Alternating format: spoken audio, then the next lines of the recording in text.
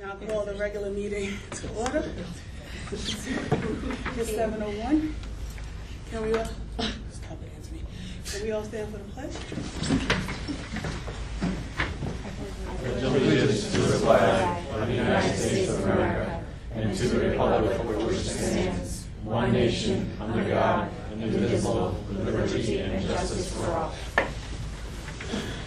Kelly, roll call, please. Flynn? Here. Ms. Stewart? Here. Ms. Patchen? Here. Mr. Kempsey? Here. Mr. Singh? Here. Mr. Wolf? Mr. Wolf. I don't know. Absent for now. I don't know. I'm going to say absent. Mr. Saab? Present. Ms. Gadsden? Present. Mr. White? He is delayed, possibly absent. Excuse. Dr. Lando, please review the fire exits. Fire exits are in the back of the LGI. Okay, thank you. I would like a motion to go to executive session. Motion. Okay, yeah. I'm sorry. Motion to adjourn to executive session to review the employment history of particular individuals. Second.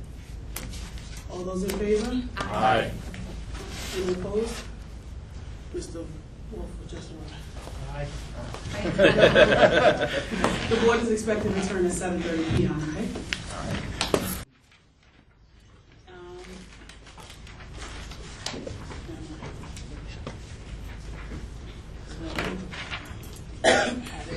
So we will now have we have 4 workshops scheduled for this evening. The first workshop is Student Honors by Dr. Jonas Sevening, the principal at Beacon High School.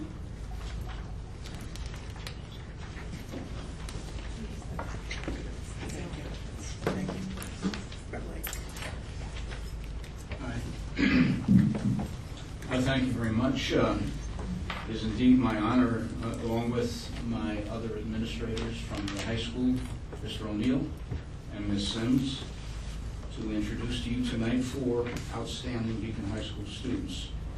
First, I'd like to introduce you to Olifatanumi Akanomumi. We know her in the high school as Yumi.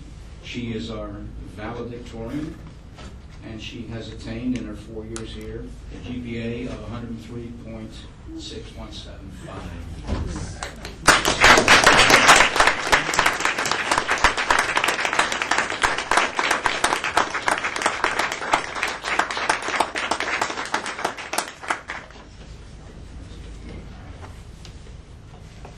Okay. Yumi has been so active during her stay at Beacon High School, not only earning a GPA such that I just indicated, but in courses consisting of AP, many college level courses. She was also the recipient last year of the Bausch and Lomb Science Award, which we'll also be presenting tonight to another student. She's also been an accomplished athlete, high jumper, track and field, participated in New York State field championships. She's also played on the basketball team, and also what I think is very important, her sense of altruism and commitment. She's dedicated to the Beacon community, working in various functions, working at Elan in the nursing home, which is in my view, very important, most meaningful. So I'm really privileged to present Yumi to you. Yumi, would you like to say a few words? Yes.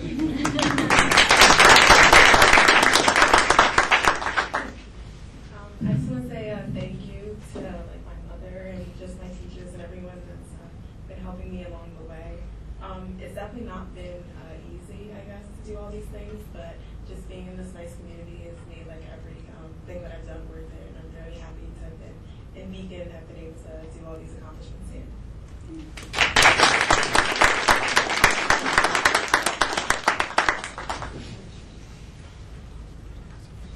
Thank you, Yumi. Now, our salutatorian for the class of 2018, Juliet Troutman. Juliet attained a GPA of 102.333. So, Julie, could you come and join me?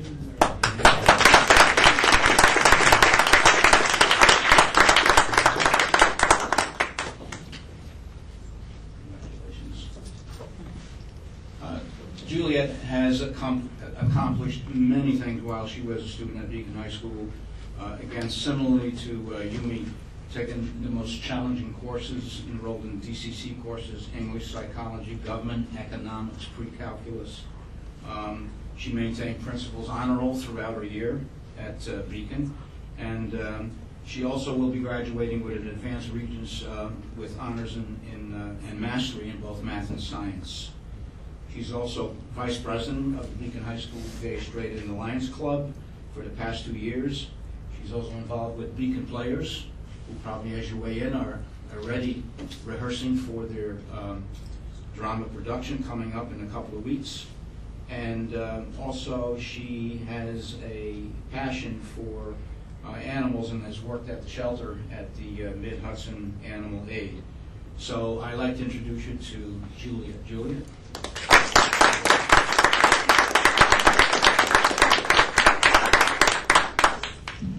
Sorry. It's fine. My parents for supporting me. And my sister. And just, it's been a great experience for me here, and I just, I'm very happy with everyone I know.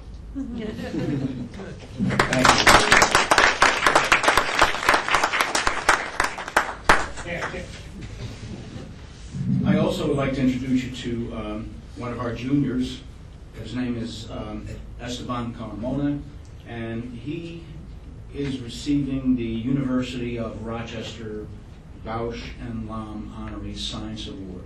And what that means, if he chooses to attend the University of Rochester, he will be receiving a scholarship there. I think it's to the tune of $40,000 for the years that he's going to University of Rochester. I don't know if you know anything about the Bausch and Lomb. It's a very prestigious award. It started in 1933, and every year they select a student who has demonstrated academic excellence in sciences, and also the rigor of the course taken is a factor in making that distinction. So I would like Esteban to please come up, and I will introduce you.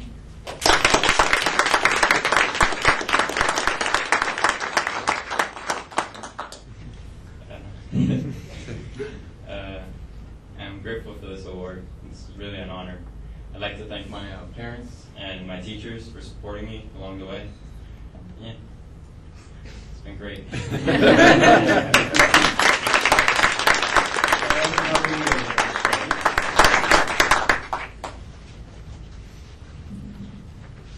And last, I would like to introduce you to Ryan Shin. Ryan Shin, Ryan, why don't you come up here right now?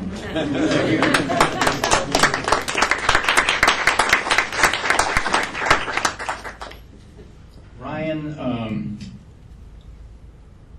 competed in Rochester a couple of weeks ago, and he won the gold medal in figure skating for the Special Olympics.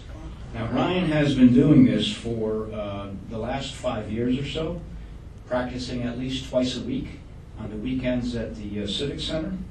And he is very committed to perfecting that art.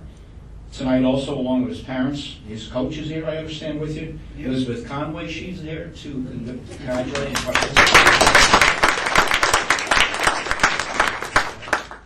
Ryan is well known here in the high school. I call him the ambassador of goodwill. He's always upbeat, positive attitude. He has a lot of Beacon pride, and always says hello in the morning. He stands out there with Ms. Palamas greeting everybody in the morning. And I'm really happy, Ryan, that you not only received that award, but all the other things you do here in Beacon High School. So thank you very much for that. It will be an honor. Okay, you want to say a few more things, or? Yep. I will say thank you to my coach, Elizabeth Conway, for teaching me for the Special Olympics. And my parents for telling me doing off-ice exercise. And thank you all. That will be it.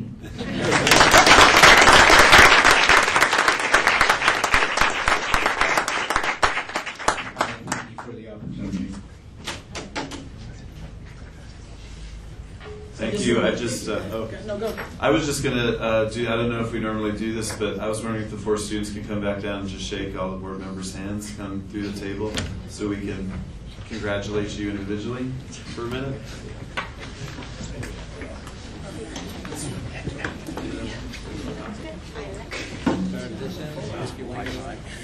You want to do a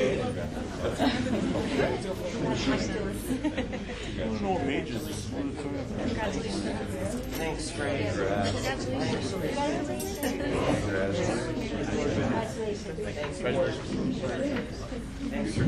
Congratulations. Thanks, Dr. Blondell. Thank you.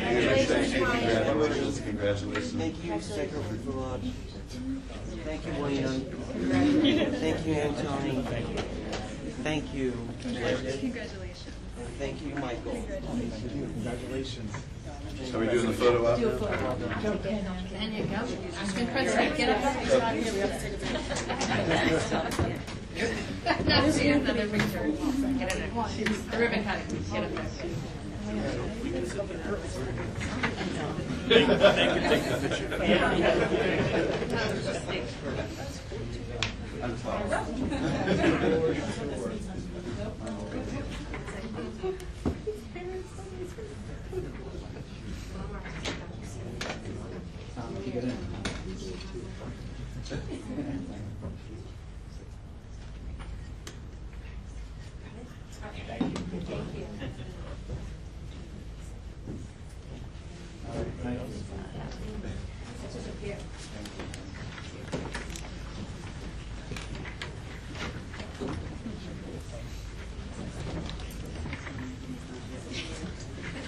Congratulations on all those amazing achievements. And while the high school administrators are still here, I just also want to say thank you to all 3 of you. Last March 14th was a challenging day for high school administrators across our country. And the team that's here today with the kids did an amazing job giving our students choices on that day, honoring the victims, helping the kids kind of find their path through that day. I know, Ms. Sims, you came up with the PowerPoint. Dr. Sieverding, you really kind of led the entire day, and I think really gave kids a nice sense of safety and security on that day. Also, allowing them some choice. So thank you for making that happen.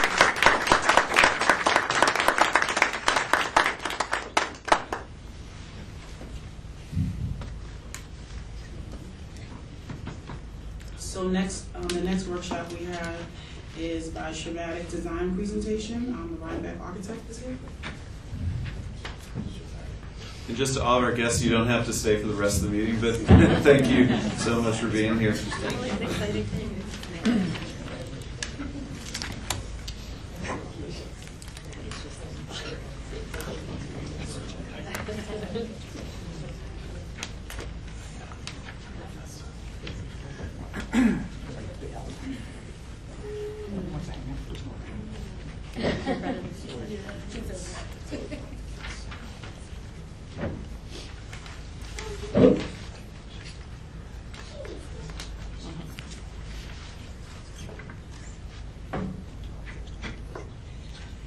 Good evening, everyone. I'm Phil Zemke. I'm with Rhinebeck Architecture and Planning.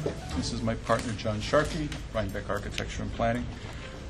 In December, the district voted on a referendum that provided about $8.95 million worth of improvements in the district. Since then, my team of architects and engineers have been working in the district, continuing the work that we had started with the building conditions survey, compiling information, and starting to put a design together of the scope and items that were in the referendum. This is the first of several presentations that we'll be making. It's called a schematic design presentation. And in our work, as we do design, we break it up into three separate milestones. There's schematic design, where we take your program and your budget and the work that you want to do and develop it to a point so that we can understand what the scope is, understand a little bit better what the costs are.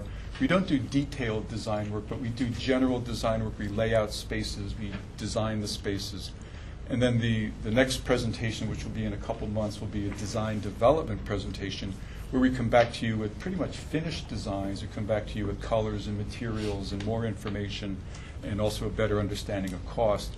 And then finally, we have the construction documents, which we finish up, which basically tells the contractor how to build the building. And those plans are also used to get permits and approvals from the State Education Department.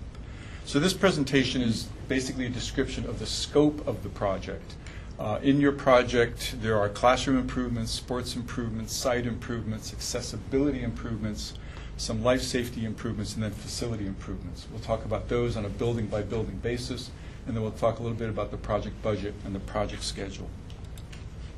This is a matrix basically that shows the general scope of work across the district. Those are your 6 school buildings at the top, and then these are the list of items, and they more or less compared to the list of items that are in the building conditions survey. There were 2 schools that were considered unsatisfactory in the survey, the middle school and the Sargent School. And you can see where further down there are triangles or diamonds that are red. Those are the items that were taken care of so that after this project, your buildings should have a satisfactory rating. But this is basically shows you that every building is getting work done. It shows you the categories. And it kind of, there's a lot of work being done in a lot of buildings. Going right to the high school, the project included an artificial turf field behind the high school. I'm going to use a pointer here. So here's your high school here. This is your existing soccer field.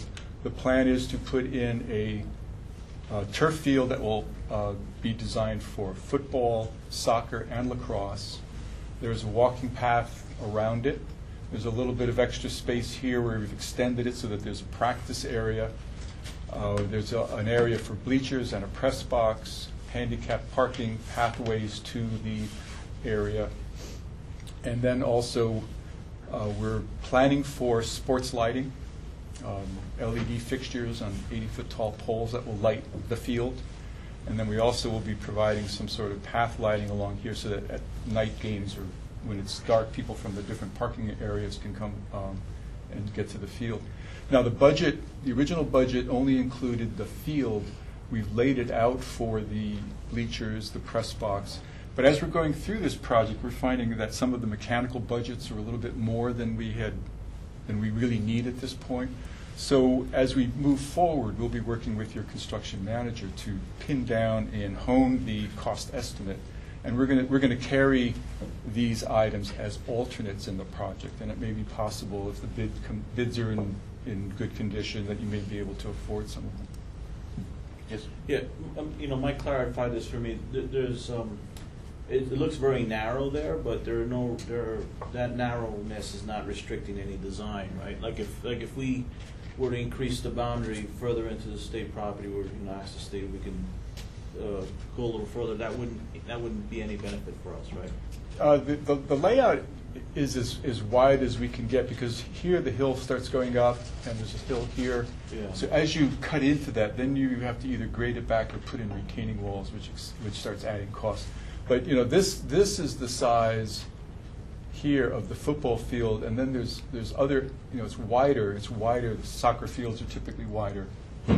Soccer fields are typically longer. So there's a lot of playing area inside here.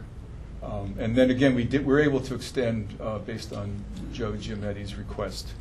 We extended it this way, which we can do without a whole lot of added cost because the ground is still flat, to provide some practice area. So this field can be in use, and someone could be over here practicing, kicking a ball or doing whatever it is they need to do. Question. What kind of drainage are you looking to put in there? I mean, that area tends to get a little wet, so. The turf field is built on a drainage system, and then all that water is carted off. The turf field is basically a grass or a shag carpet, and it has an infill. Below that is layers of sand and gravel and crushed stone.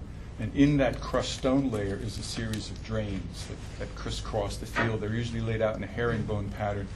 And they would all drain down to here. You have some drainage here now that goes out of the field. Our site engineers are working on the stormwater plan that will take any water that falls here or that comes down this hill and carts it away. One of the benefits of the artificial turf field is that it's 100% pervious, any rainwater or water that falls on it goes right through it.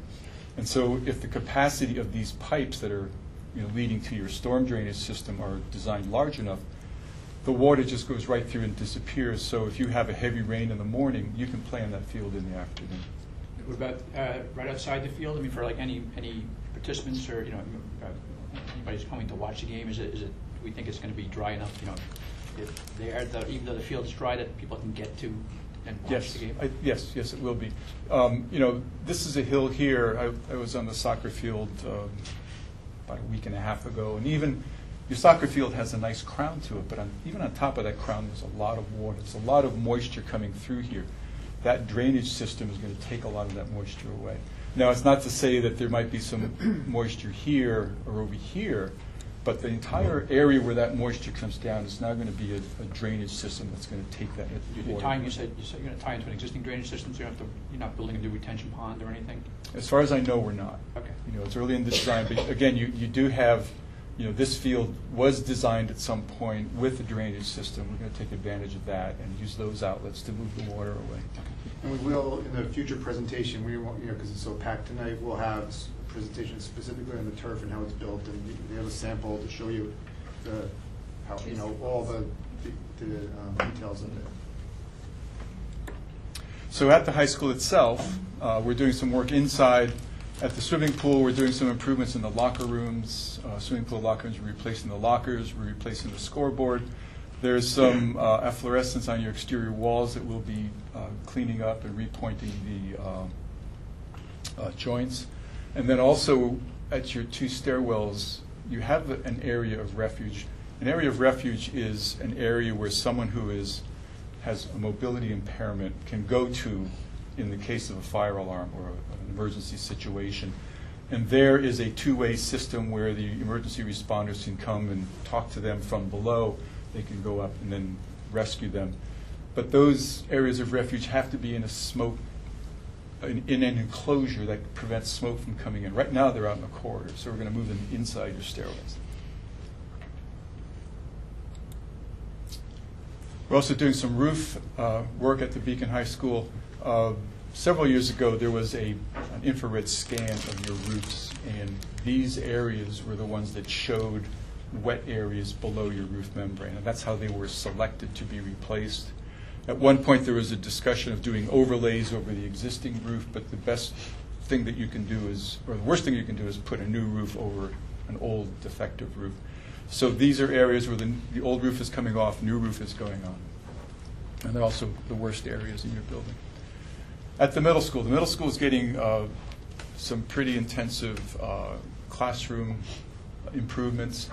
Over here at the science wing, there's a row of classrooms. We're going to be making a science room, some resource rooms, and 2 other classroom spaces, one that could be a maker space or a technology classroom, and the other is an assisted daily living classroom. And they're also doing work at the home and careers. I'll show you what those will look like on the next slide. But we're also working in your stairs. The stairs, both stairs at the B and D wing are open, first floor and second floor.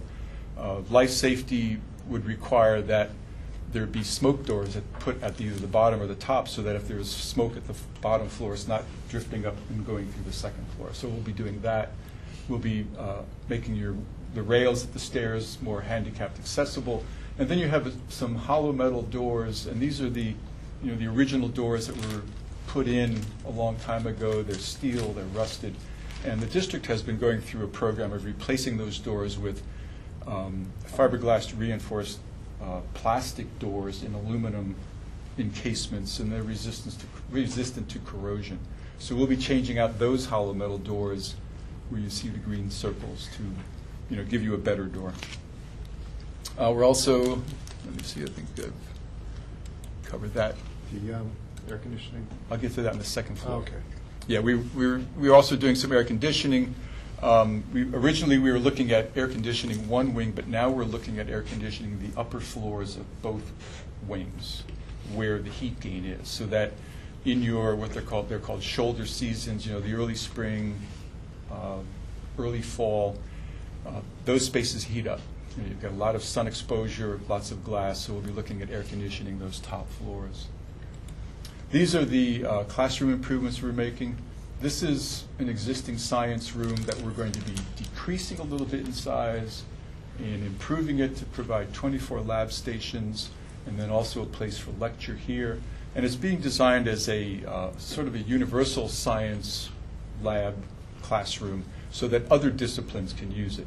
You know, at middle school you tend to do fairly, you know, minor science work, but this will allow a little bit more, you know, in terms of the physics or other things that the district might want to do. You know, we'll be putting in lab stations. We'll be putting in sinks and piping that will be resistant to the types of chemicals that you might want to use. This is the makerspace. It's basically a classroom-sized space. You know, makerspace is defined as a space where people can do projects evolving around technology.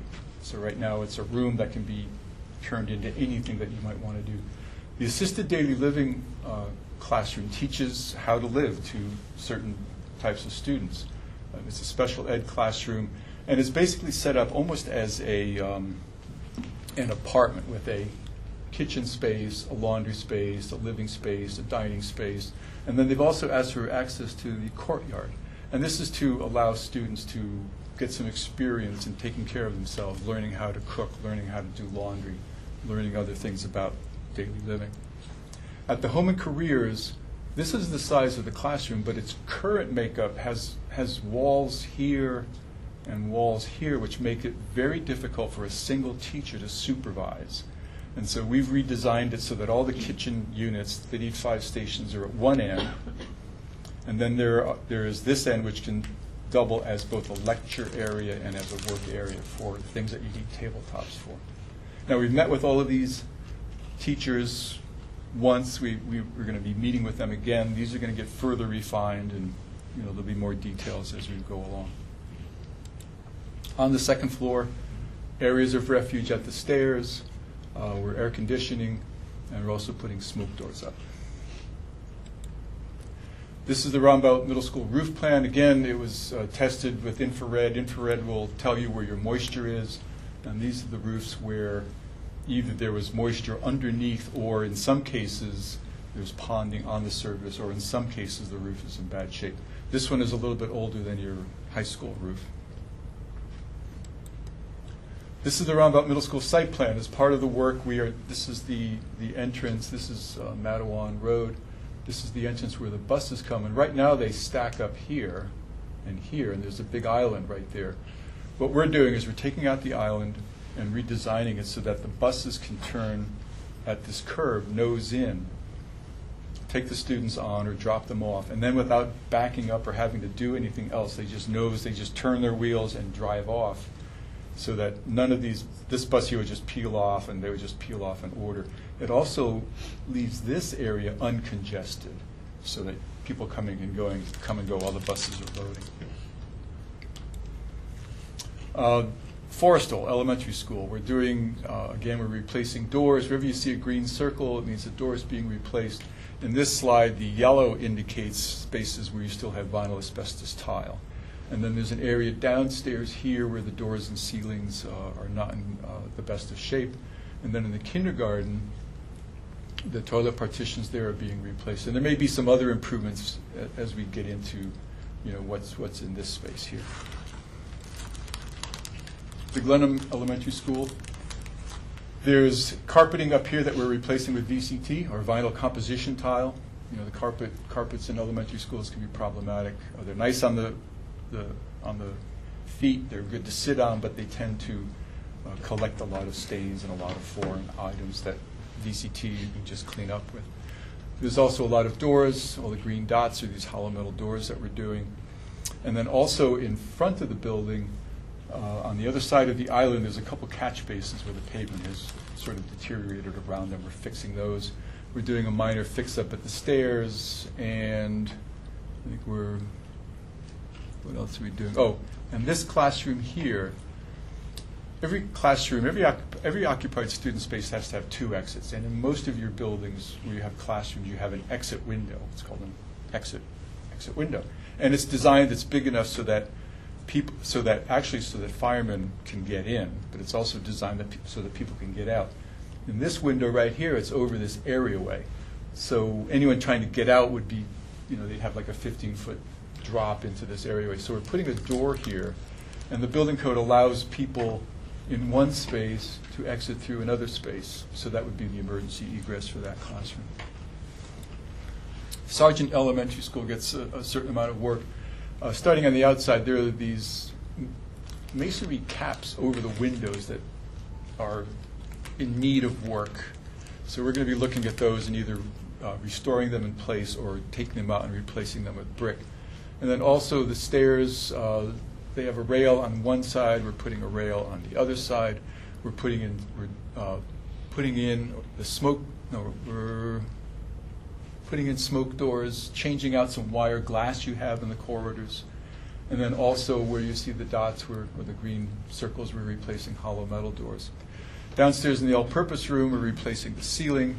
And then here, again, we're taking out carpeting and replacing it with vinyl composition tile. And then there's also in these buildings, or this building in particular, it was not designed as a public school to start, and the toilet rooms are not accessible. And so in each level, we're trying to get an accessible toilet room. And then there's some mechanical work going on. We're taking all the unit ventilators are coming out and being replaced with new. And then in the kitchen, there's a makeup air unit that provides makeup air for the hood exhaust that we're replacing as well. South Avenue School, here we're also replacing the unit ventilators. And then there's some lingering vinyl asbestos tile in various small areas throughout the building that we're going to be changing the flooring out. Where you see the yellow, those are areas, like this area and these areas are student-occupied areas that don't have the right ventilation. So we're adding ventilation to those spaces. And then also the kitchen is getting some improved ventilation. There's some deteriorated concrete back here. There's an exit window that's really too small. We're changing that out. We're adding handrails to the side walls of the gym. And then this building is in pretty good shape. It's seen a lot of masonry work, but there's still a little bit of repointing work to do at these end walls up on the roof. And so we'll be doing that as well. I think there's some, this is an addition. That stairway has rails that are not usable by the handicapped. They're not considered ADA compliant, so we'll be doing something in there to make those rails ADA compliant. So that's what's happening in each of your schools. This is the project budget. There's where we started. This is the construction budget that we control at this point. We're designing to it. This is our bottom line. If you remember some previous information, these numbers have changed. We're spending a lot of money at the high school and middle school because of the field, site work, and roof work. And then the rest are all getting work done. And then these two, we're spending a certain amount of money because of the unit ventilator work. But it's still within budget. Part of our next phase is working with your construction manager and then pinning all these down. This is a schematic design presentation, but accompanying this was a 70-page schematic design report, which has a lot more detailed information, as well as drawings that show where this work is. And those documents will be sent to your CM once you accept their contract. They will then start pricing and understanding what the project is about. Just back up one slide, if you wouldn't mind.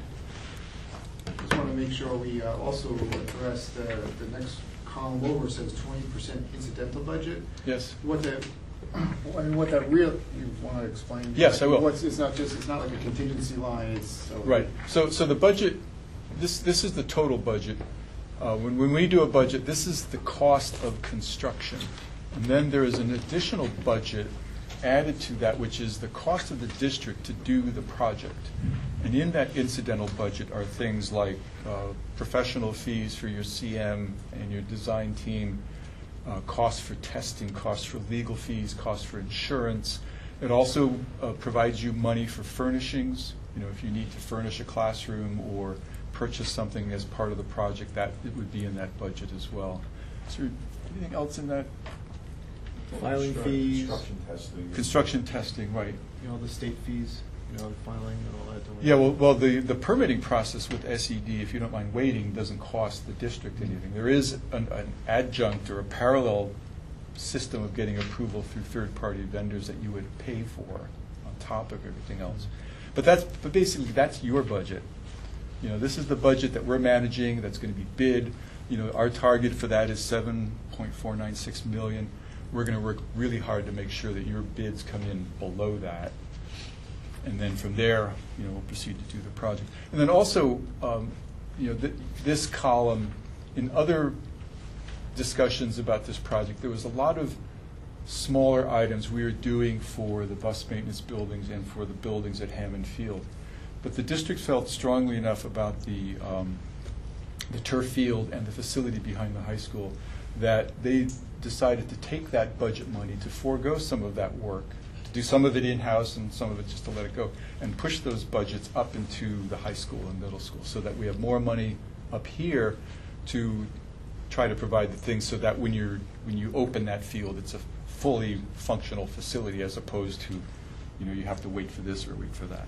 So our goal in this thing is to try to get everything at the high school and the field in this project. So this is the project schedule. The green bar is where we are now. We started way back here in 2017 working with the facility committee and the district.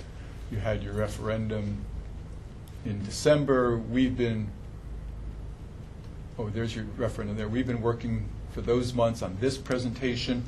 There's another one coming up in May, the design development presentation. We finish the construction documents and then we send them to the state education department and we wait. They're working really hard to make that schedule as tight as they can. Their goal is to make it at the most 3 months from the time that you submit to the time you get some sort of response back from them. They have a third-party vendor system that they're trying out. So we're confident that we can get this project through SED by the end of the year or shortly thereafter. That puts you in position to bid it in early winter where the prices are the best and the contractors haven't scheduled their summers yet. And then working with your construction manager, we do the bid and award and start construction in May of 2019. Question. I mean, I don't trust SCD to get things done quickly. Georgia just said What the is our same thing. contingency if they start to take longer? Because I'm assuming we want to get this, we want to start construction during the summertime, and so, you know, what are we going to do if SCD starts to take too long? The most I've ever seen SED take is right now. For example, we submitted a project to them in early May last year. They gave it back to us in, I'm going to say, January. So it's like a 7-month process. So we're going to be going in July. And again, they I believe Roseanne Groff, when she says we're working hard to streamline this process, it can't be any more than 7 months. You know, the third-party vendor system should be a 3-month process, the way they have it set up. But by then, their backlog should be diminished enough with this third-party system and what they're trying to do. And they've also been hiring. You know, at one point, they were down to 1 or 2 architects and 2 or 3 engineers. They finally started to get more engineers. Like, we're talking to more people we don't know up there, you know, people that are just starting out. So they're making a really good faith effort to improve that. They understand the cost of it. You know, if you have to wait an entire year, you know, if you miss a summer and you have to wait another entire year, the escalation and inflation is an expense. And not only that, but your needs change, you know, and so we're trying to get them to be part of the process as opposed to. Is there any possibility that there's parts of the project that could go up to them earlier? I mean, you have different buildings that are sort of independent work of each other. You know. Yes. I mean, I don't know if I mean, you're not that far away from sending things off anyway. But is there any possibility of sending? You know, if you have certain things complete first, rather than waiting for everything, and just get some things up, or is that not a viable solution? Well, each one of your buildings is a separate project, so that we could send it up. But it's a matter of also bidding strategy. You know, the smaller the project, sometimes the larger the cost is, you know, because you have the same setups and mobilization costs, you have the same cost of doing the work, but the scope is smaller. And so we can talk to the construction manager and sort of see if we can develop something like that. Prior to them setting up their third-party reviews process, there was something called expedited review. If you had a single trade project like windows or a roof, like your roofs, for example, would be a perfect, single trade project. And they would, and it was basically just architectural, they could turn those around in 3 months, and they consistently did.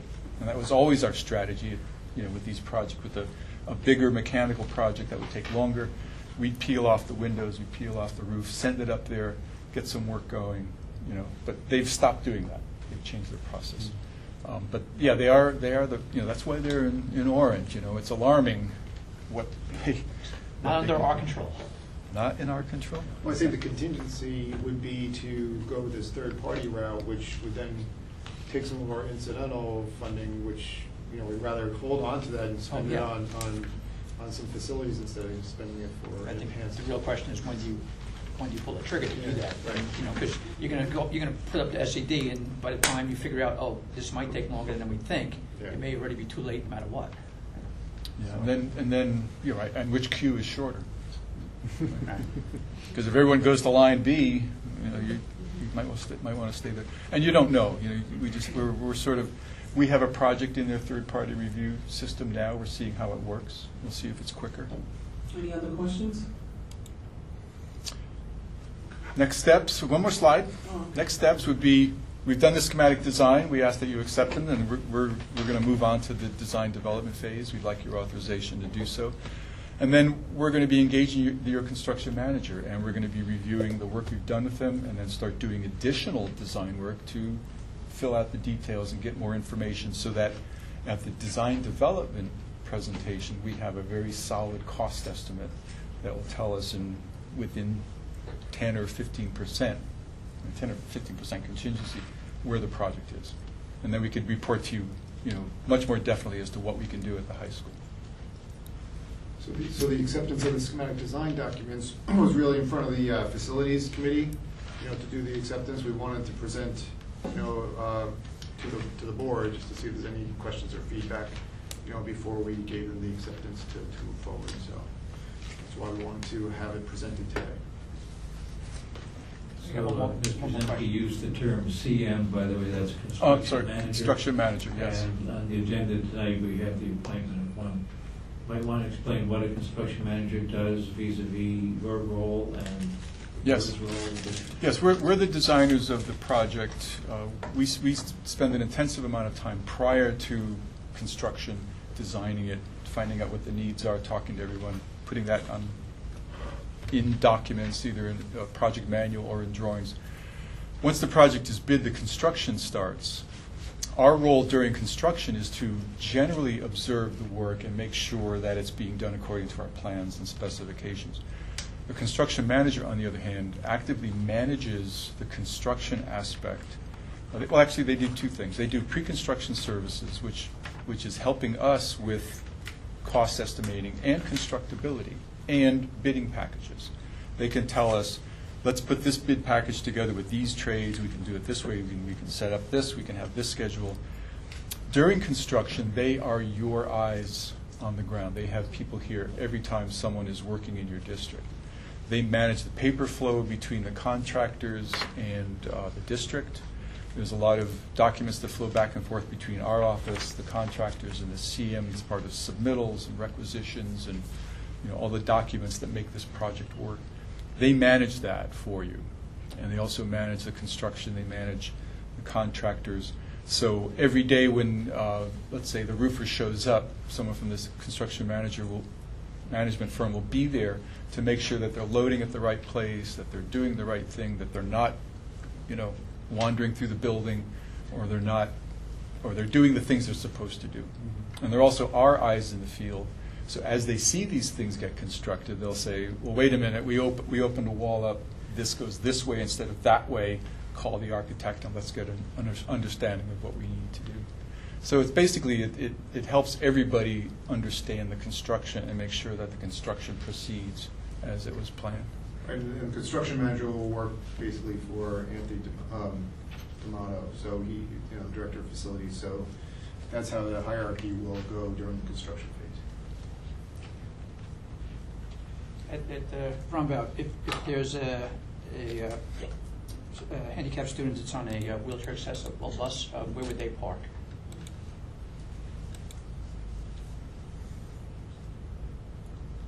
Oh, good question. I'm trying to see if, They use the front entrance. They use the entrance where the parents are. There's the other section. that's the other side, they come in the other side. Okay. Yes. Okay. And has Ron Mack seen this as far as he's comfortable with the bus configurations and how to get him out of there and everything? He has seen this, but not the detailed amount. Okay, well, yes, as long as he understands the concept, yeah. Yeah, and actually, Brian requested this, because at one point we were working on the other side of the building. He said, no, I need, this is more important. And so this helps him with his daily bus flow. And then he still has the whole other side to work with. So there's I think there's a curb or something. There's an island? Yeah, an island, something, yeah. So that will be removed, I guess, to get the buses to fit there. Yes. Okay. Yeah, there is an island right here. Like, you know, this is an existing, all this is existing parking. All these islands exist, and there's another island right here that basically creates this driveway that the buses drive in end to end. We're removing that island and making it wide enough for the buses to nose in. So all that goes away. There's also been a request, and we're looking into it, to remove these islands and replace them with paint just to make plowing easier. Because every time there's a curb and there's 8 inches of snow, you know the plow's going to hit the curb, and eventually those things go away. So we're looking at that as well. Thank you. Any further questions? Thank you. All right, thank you. Thank you. Good job. So the next workshop will be presented is the principal hiring process by Dr. Landon.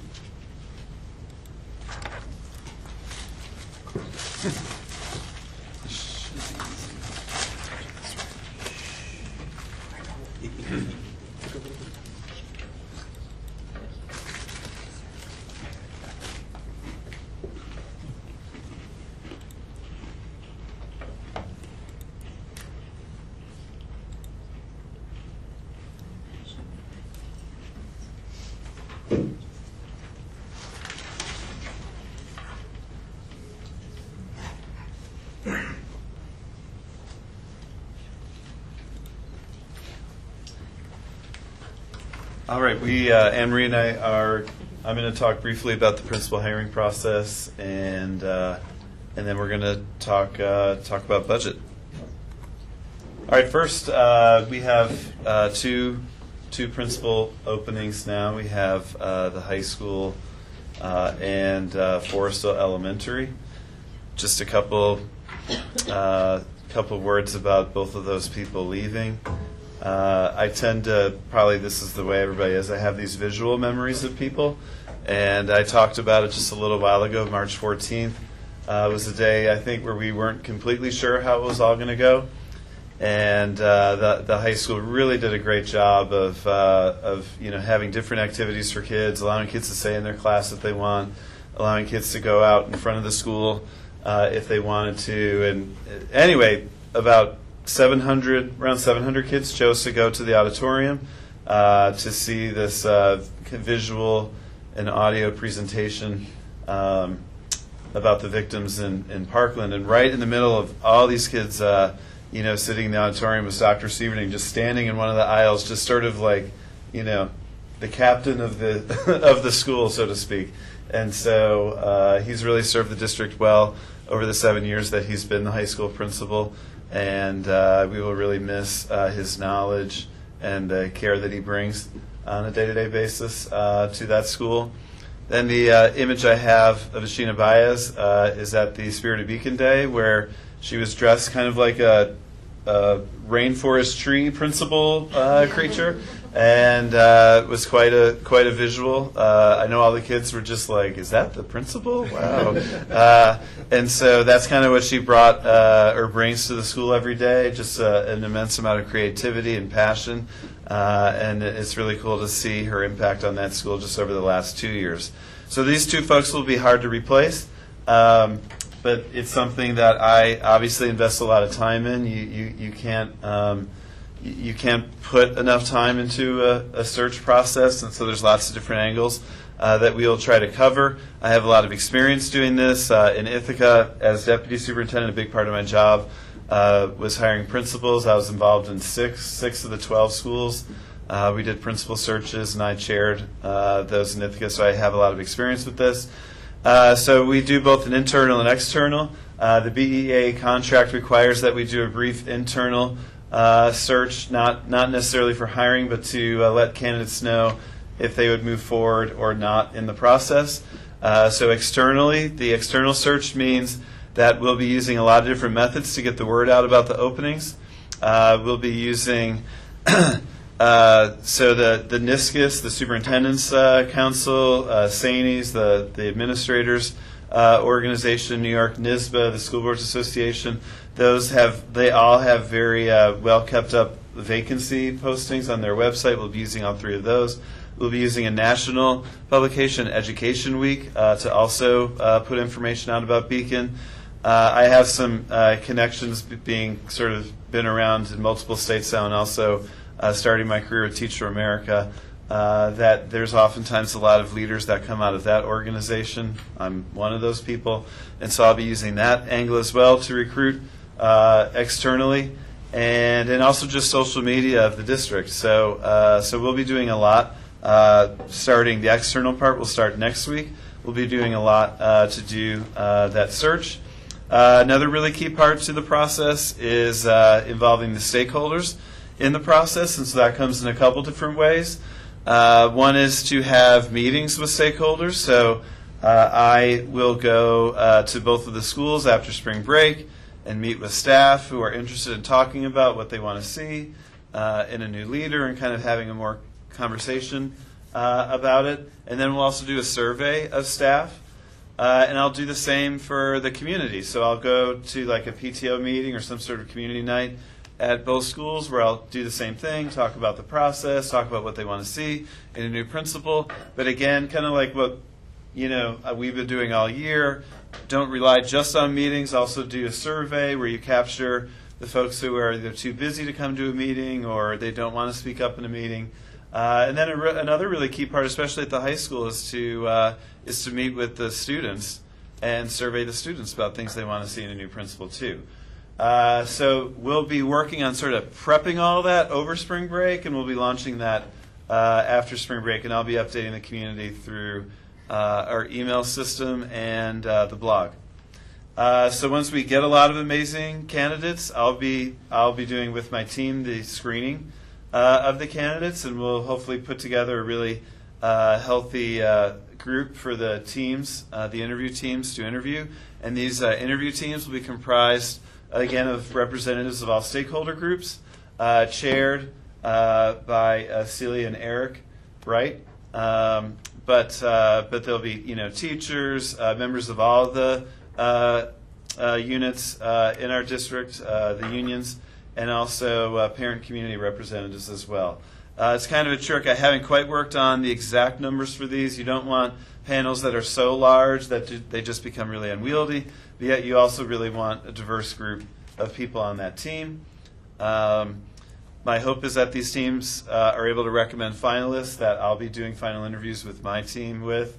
Again, I don't have a super detailed outline here, but the goal is that we are appointing a candidate hopefully late May or June to start the position in July of 2018. So that is the process. It's one that's really exciting, a little nerve-wracking too, because we're losing two great leaders, but I'm really excited about the opportunity to search. There's always a lot of great people out there who are kind of ready for the next thing, and our hope is that we can get a lot of people to apply, and that we can involve a lot of voices in the process. So that's just a brief piece on the principal hiring process, and then we're going to switch over to budget. Anne Marie's going to talk about some of the financial aspects of the budget. Then I'm just going to do an overview with some looks into the future. Thank you.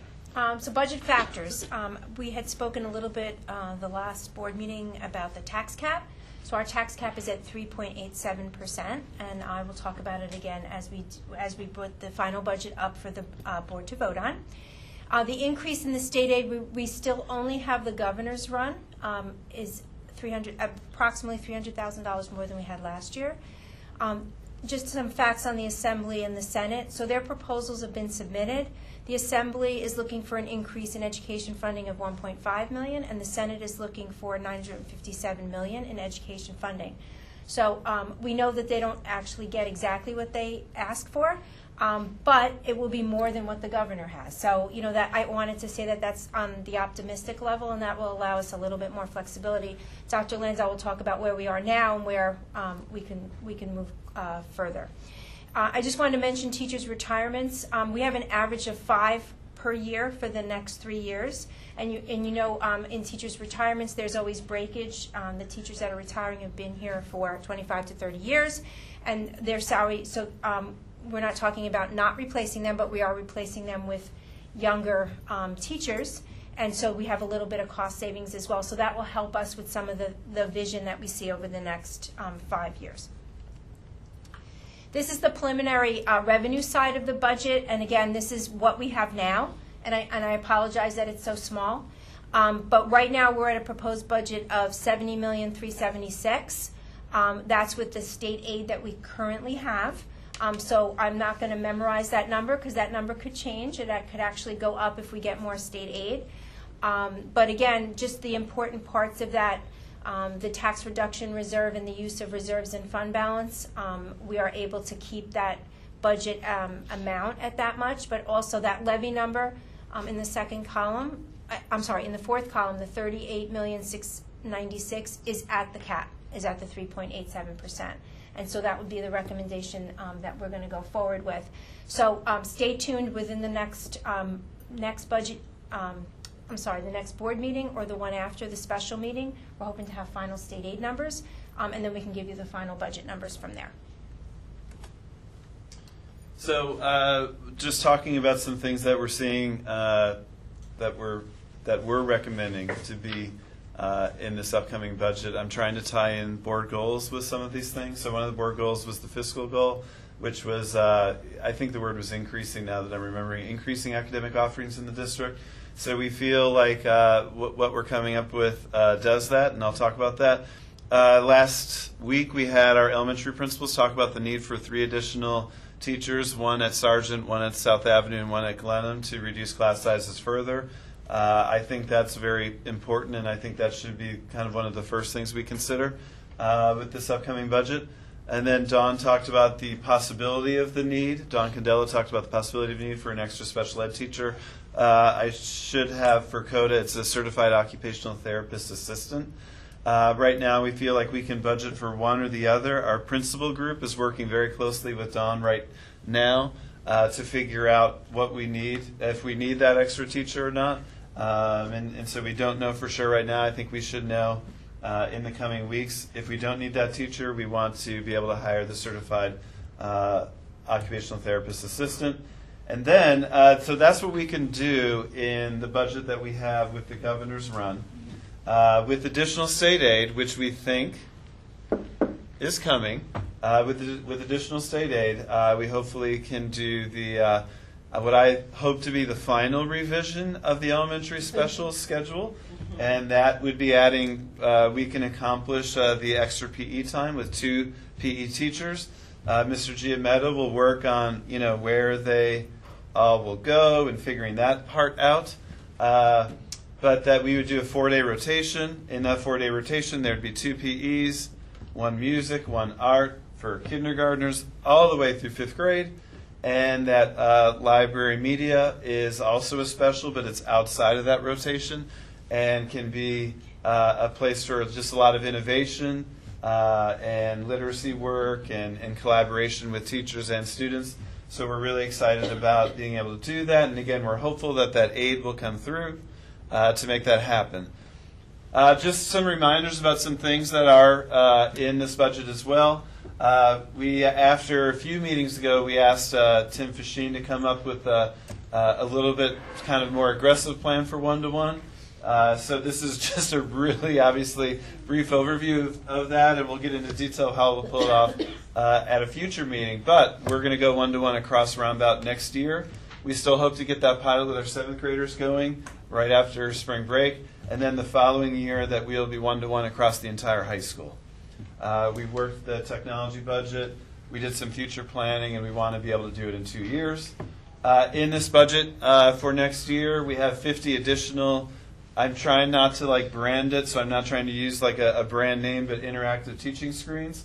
They will be split between the high school and the middle school. We have a dire need for these in both of those buildings. The teachers that I talk with all year, probably one of the number one things that comes up if you talk to secondary teachers is, I really need a whiteboard. I need something. I need some sort of teaching screen in my classroom. So Tim, these are just reminders kind of, but Tim worked into his budget that we can add 50 into next year. And then this is kind of small because we're going to use the same web platform. We're just going to change the template over the summer. It's going to take some additional hours to get that done, but it's just going to be a little bit more user-friendly of a website, that more will be kind of on the home screen for you to find and for people to find, because that probably is one of the high-level feedbacks I've been getting all year, too, about improving our website. Back to improving academic offerings. These are new courses that we'll have at Beacon High School next year. At the next board meeting, Celia and Eric will be doing some talking about professional development. They can also talk about these classes a little bit. I know the development of these classes came out of the curriculum committee work that's been happening for the last year. So we're going to be adding AP Environmental Science next year, a half-credit field biology class, a half-credit lab skills class, a half-credit field-based art class that will be at DIA, a half-credit guitar class, and the computer science class that started with the TEALS grant this year. We have all indications that will be continuing next year. So we're excited about these offerings, and we're just going to keep pushing every year that we expand these offerings every single year at the high school. And we'll have a new high school principal who will be really engaged with this work starting this summer in terms of how else can we add more academic offerings. The diversity goal, so I'm kind of trying to hit a lot of the goals tonight. The diversity goal is very important. I think ultimately we think the important part to come from that is that we do a lot more professional development around the issue. And so we're going to be doing a staff or an administrative retreat this summer with an outside consultant. We're still kind of working on who that will be focusing on how we really actualize that goal. And NISCUS, the Superintendent Association in New York, is doing a 2-day symposium about cultivating excellence and equity in July. And we're going to be sending a large number of administrators to that. What's great about that is it's in-state, so travel costs are low, and the whole thing is aidable through BOCES, so it makes it even more cost-efficient. Shiraki Holly, the author of Culturally Responsive Teaching. He's based out of Los Angeles. He's a professor at UCLA. He's a great speaker and a really great teacher. He'll be doing the keynote and sessions at this conference, so we're really excited about that. And side note, it is in Ithaca, so that'll be my first time I go back there. So we're also going to have school teams created at each school, not large teams, because we'll have to do stipends for people's participation on these teams. But I want the principals to not feel like they're alone in working on these goals in their building. So we're looking at, 4 to 5 staff members are on these teams, and these teams will be focusing on looking at barriers in their building. Like, what are the barriers, identifying them, and then trying to eliminate them. And we're going to offer these teams some training with this outside consultant as well. We're working all of this. We kind of worked this into the grant we wrote. If we don't get the grant, we're going to at least try to do most of this just out of our PD budget. But we're excited because I don't want to put this all on 6 principals or 12 administrators. The work is much more vast than that. So we want to have teams at each of the buildings working on identifying and addressing these barriers that keep kids from accessing everything we offer. So just some either continuing or new initiatives. Recycling, I'm just going to admit it, is a new initiative. We're not super proud about that, but we're happy that we're going to get it started next year. And so Anthony's smiling because he's pointing on that. A new thing will be our new wellness policy. That policy will be in front of the Wellness Committee.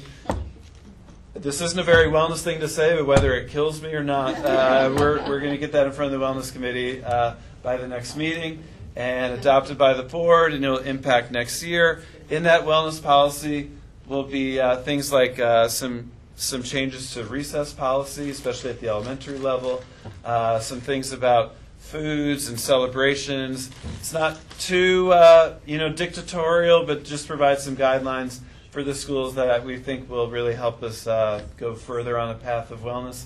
We're going to continue our partnership with Hudson Valley Seed and Common Ground Farm. And a really big thing that came up in a lot of our budget talks was people really wanting more clubs. So we're budgeting $15,000 to just kind of fund more clubs. We're trying to be really open-ended about it because we want to kind of get creativity. We will also look at our current clubs to make sure that we're not funding ones that just have 1 or 2 students involved. But we're going to talk to our principals and staff and also put the word out to students like that we have some money to do some new clubs, money typically paying for the stipend for the person running it. But we're really excited to expand that because, when kids get a chance to engage in school outside of the classroom, every single study basically says that connection really drives up student achievement and a student's feeling about school in a positive way. Anthony. A few questions if I can ask them. The recycling is I'm glad it's on the agenda. I had asked about the styrofoam actually too. I mean, are we doing that? Styrofoam is a little more complicated, although we're looking at it. So we have the ability, 3 of our 6 buildings have the ability to go back to old school, so the trays and the dishwashers. 3 schools do not have that. So because it's a huge cost to go completely to recyclable trays, we are looking into maybe doing it, the recyclable trays in 3 of the buildings that don't have the machines, and then trying to just buy some other supplies. The general fund will have to help out with the food service department, but we're trying to get that off the ground. So it may be a slower process. I don't think we're going to be able to go to all recyclable, but we will be going to not using styrofoam. It's actually And preferable, I think, we're hoping to do it. I'm sorry? The old school ones are preferable to buying material that has to be produced, shipped. Even if it's recyclable, it's still getting, Actually, Karen is looking at compostable trays as well. Like she's trying to do that part of it. If we go old school, some of the machines may just need a little bit of an upgrade. That will be a staff cost too, because we're going to have other staff, loading and unloading the dishwasher and the trays. So we are looking at that. We believe the county will come down and actually tell us that we can't use it. So we're trying to be a little bit proactive because we see that coming. It's coming in restaurants. So I think it's going to come to government agencies and schools as well. So. All right. My second question was the partnerships with Hudson Valley Seed and Common Ground Farm. I'm glad to see that there too. But the location of the gardens, are they do they coexist to stormwater collection? There are some wonderful designs where the stormwater can naturally feed these gardens as opposed to getting them fed artificially. And I do apologize, I'm not familiar with where these areas are in each of the schools. I've seen some of them, but I don't know how they fit into the stormwater control. That's something we can look into. Okay. I don't. I mean, I know where they are. I have no idea about the stormwater. No, that's fair. My last question is the getting community groups more involved in the schools, like partnerships and stuff like that. Is that something that we can also either have a program or have a quick sheet that how can you apply to and what do you have to offer kind of thing, something like that? Can that be made available? So I mean, some of this in terms of the clubs. In terms of the clubs, or in terms of what would benefit our students really, activities really. It doesn't have to be a formal club, but it could be something that an organization brings in as a club to offer our students?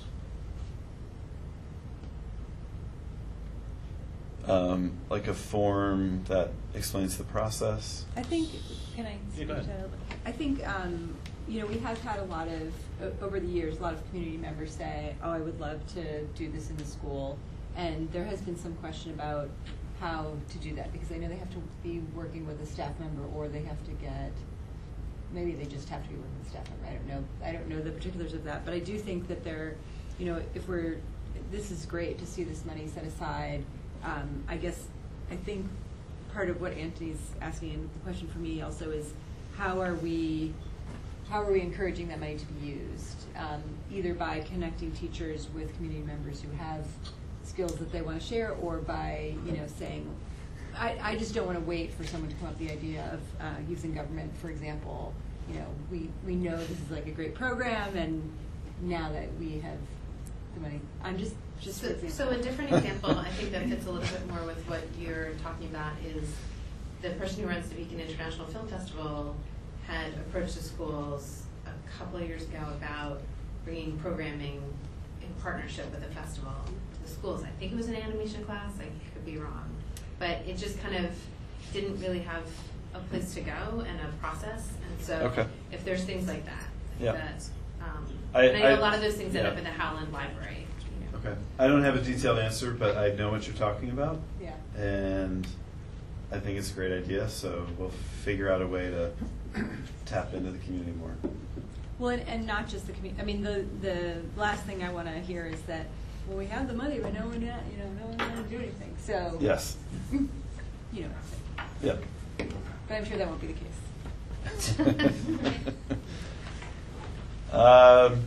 So this, we're really aggressively going after grants. We submitted a $1 million grant to the state a month ago. That was those 4 weeks seem like a year ago. But we submitted a $1 million grant to the state. Had 3 parts. I will not get into great detail because the grant was almost 100 pages long. But some diversity training, some training with social emotional work with teachers being able to do that better. Also, just adding some classes to the district. One would be 4th grade instrumental music. Another would be a second world language. Then also just really strengthening our technology offerings, adding Project Lead the Way to the secondary level, strengthening our maker spaces in all the buildings. So we are ever hopeful. We kind of are the little, we think this grant process was really geared for large districts, and so we feel like we're the underdog in this, but we put a good effort on that, so we're eagerly awaiting to hear from the state. But there's another grant. We won't, get super detailed about grants we haven't submitted yet, but there's a grant from the state that allows districts to collaborate with universities, and Celia's already started working on that, and I should give Celia huge kudos for the first grant we submitted, because that was pretty much all on her shoulders that we got that done. So she's working on the second grant with the state about collaborating with universities.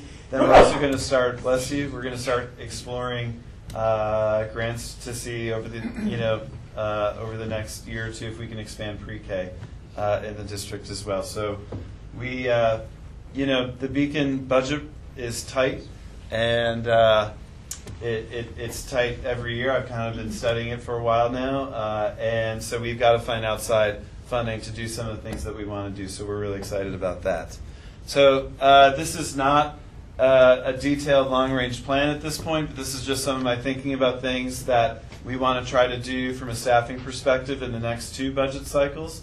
Talking with the elementary principals, they feel like 1920 year, we may need another teacher or 2 to kind of finish off the elementary class size reductions, at least for now.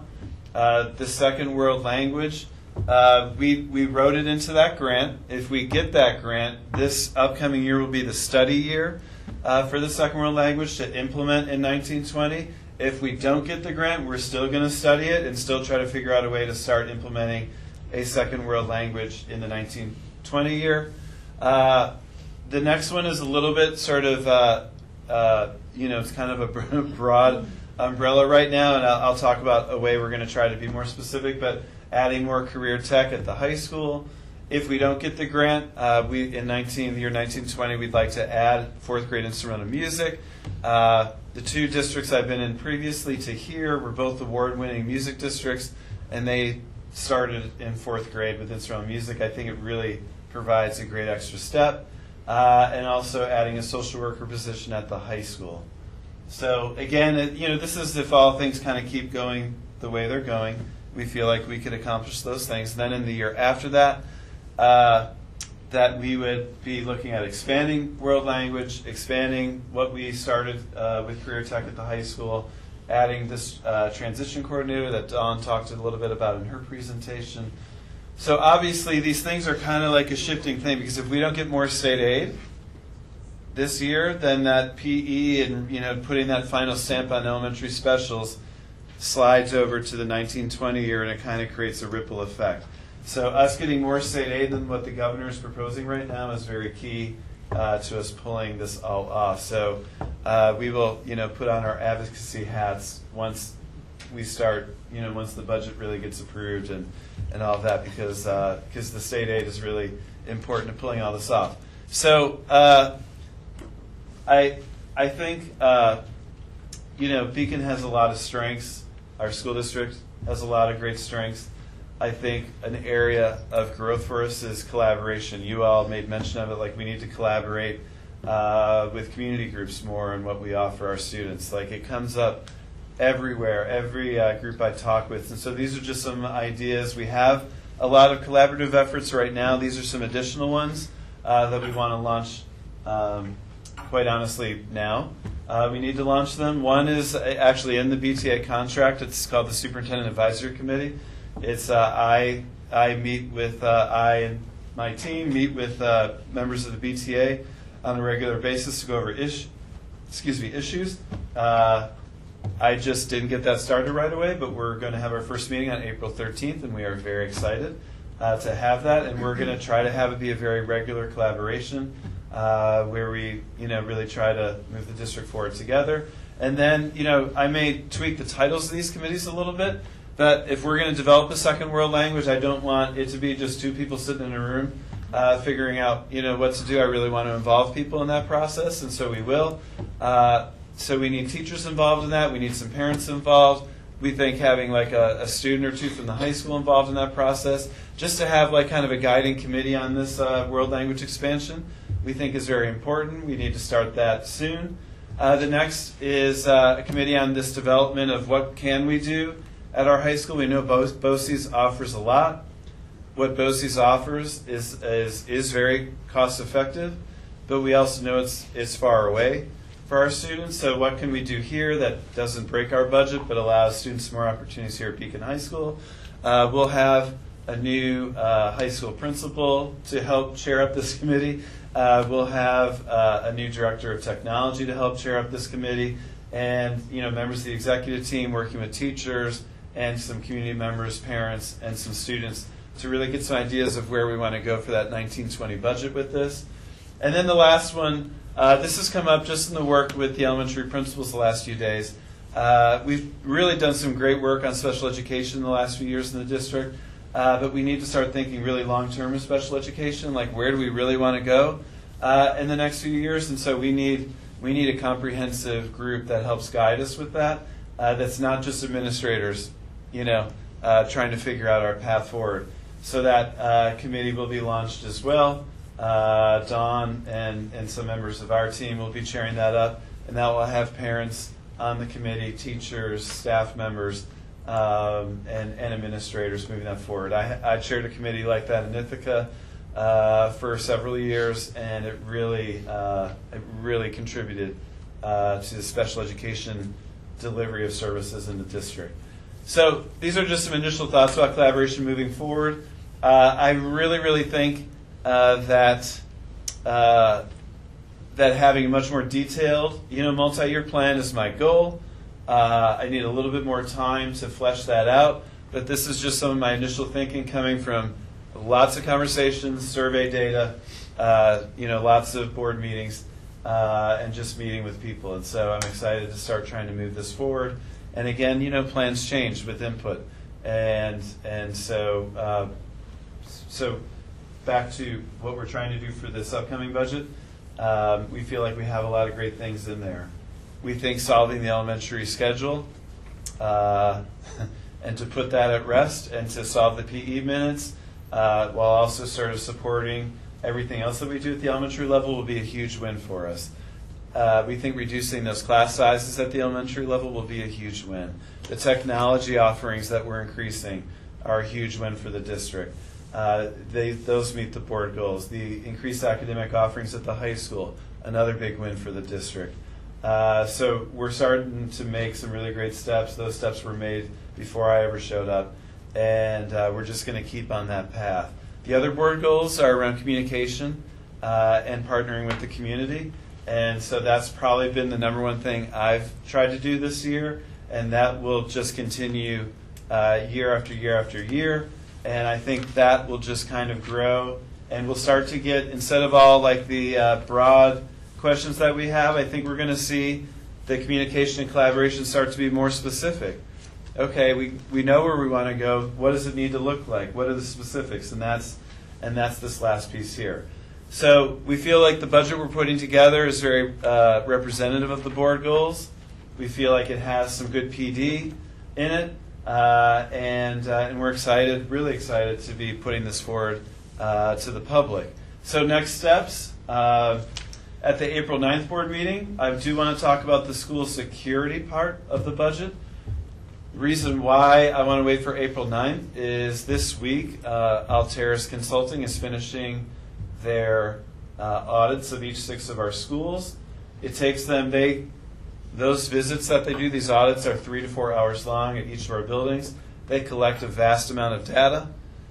They need 2 weeks to sort of put a report for each school together.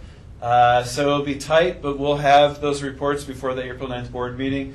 And I thought it would be, I thought it would be just me getting a little bit ahead of myself to have, security, safety recommendations before we got the audit. So the timing is nice, and we do have some money carved into the safety budget. I don't want to get specific until we have the audit.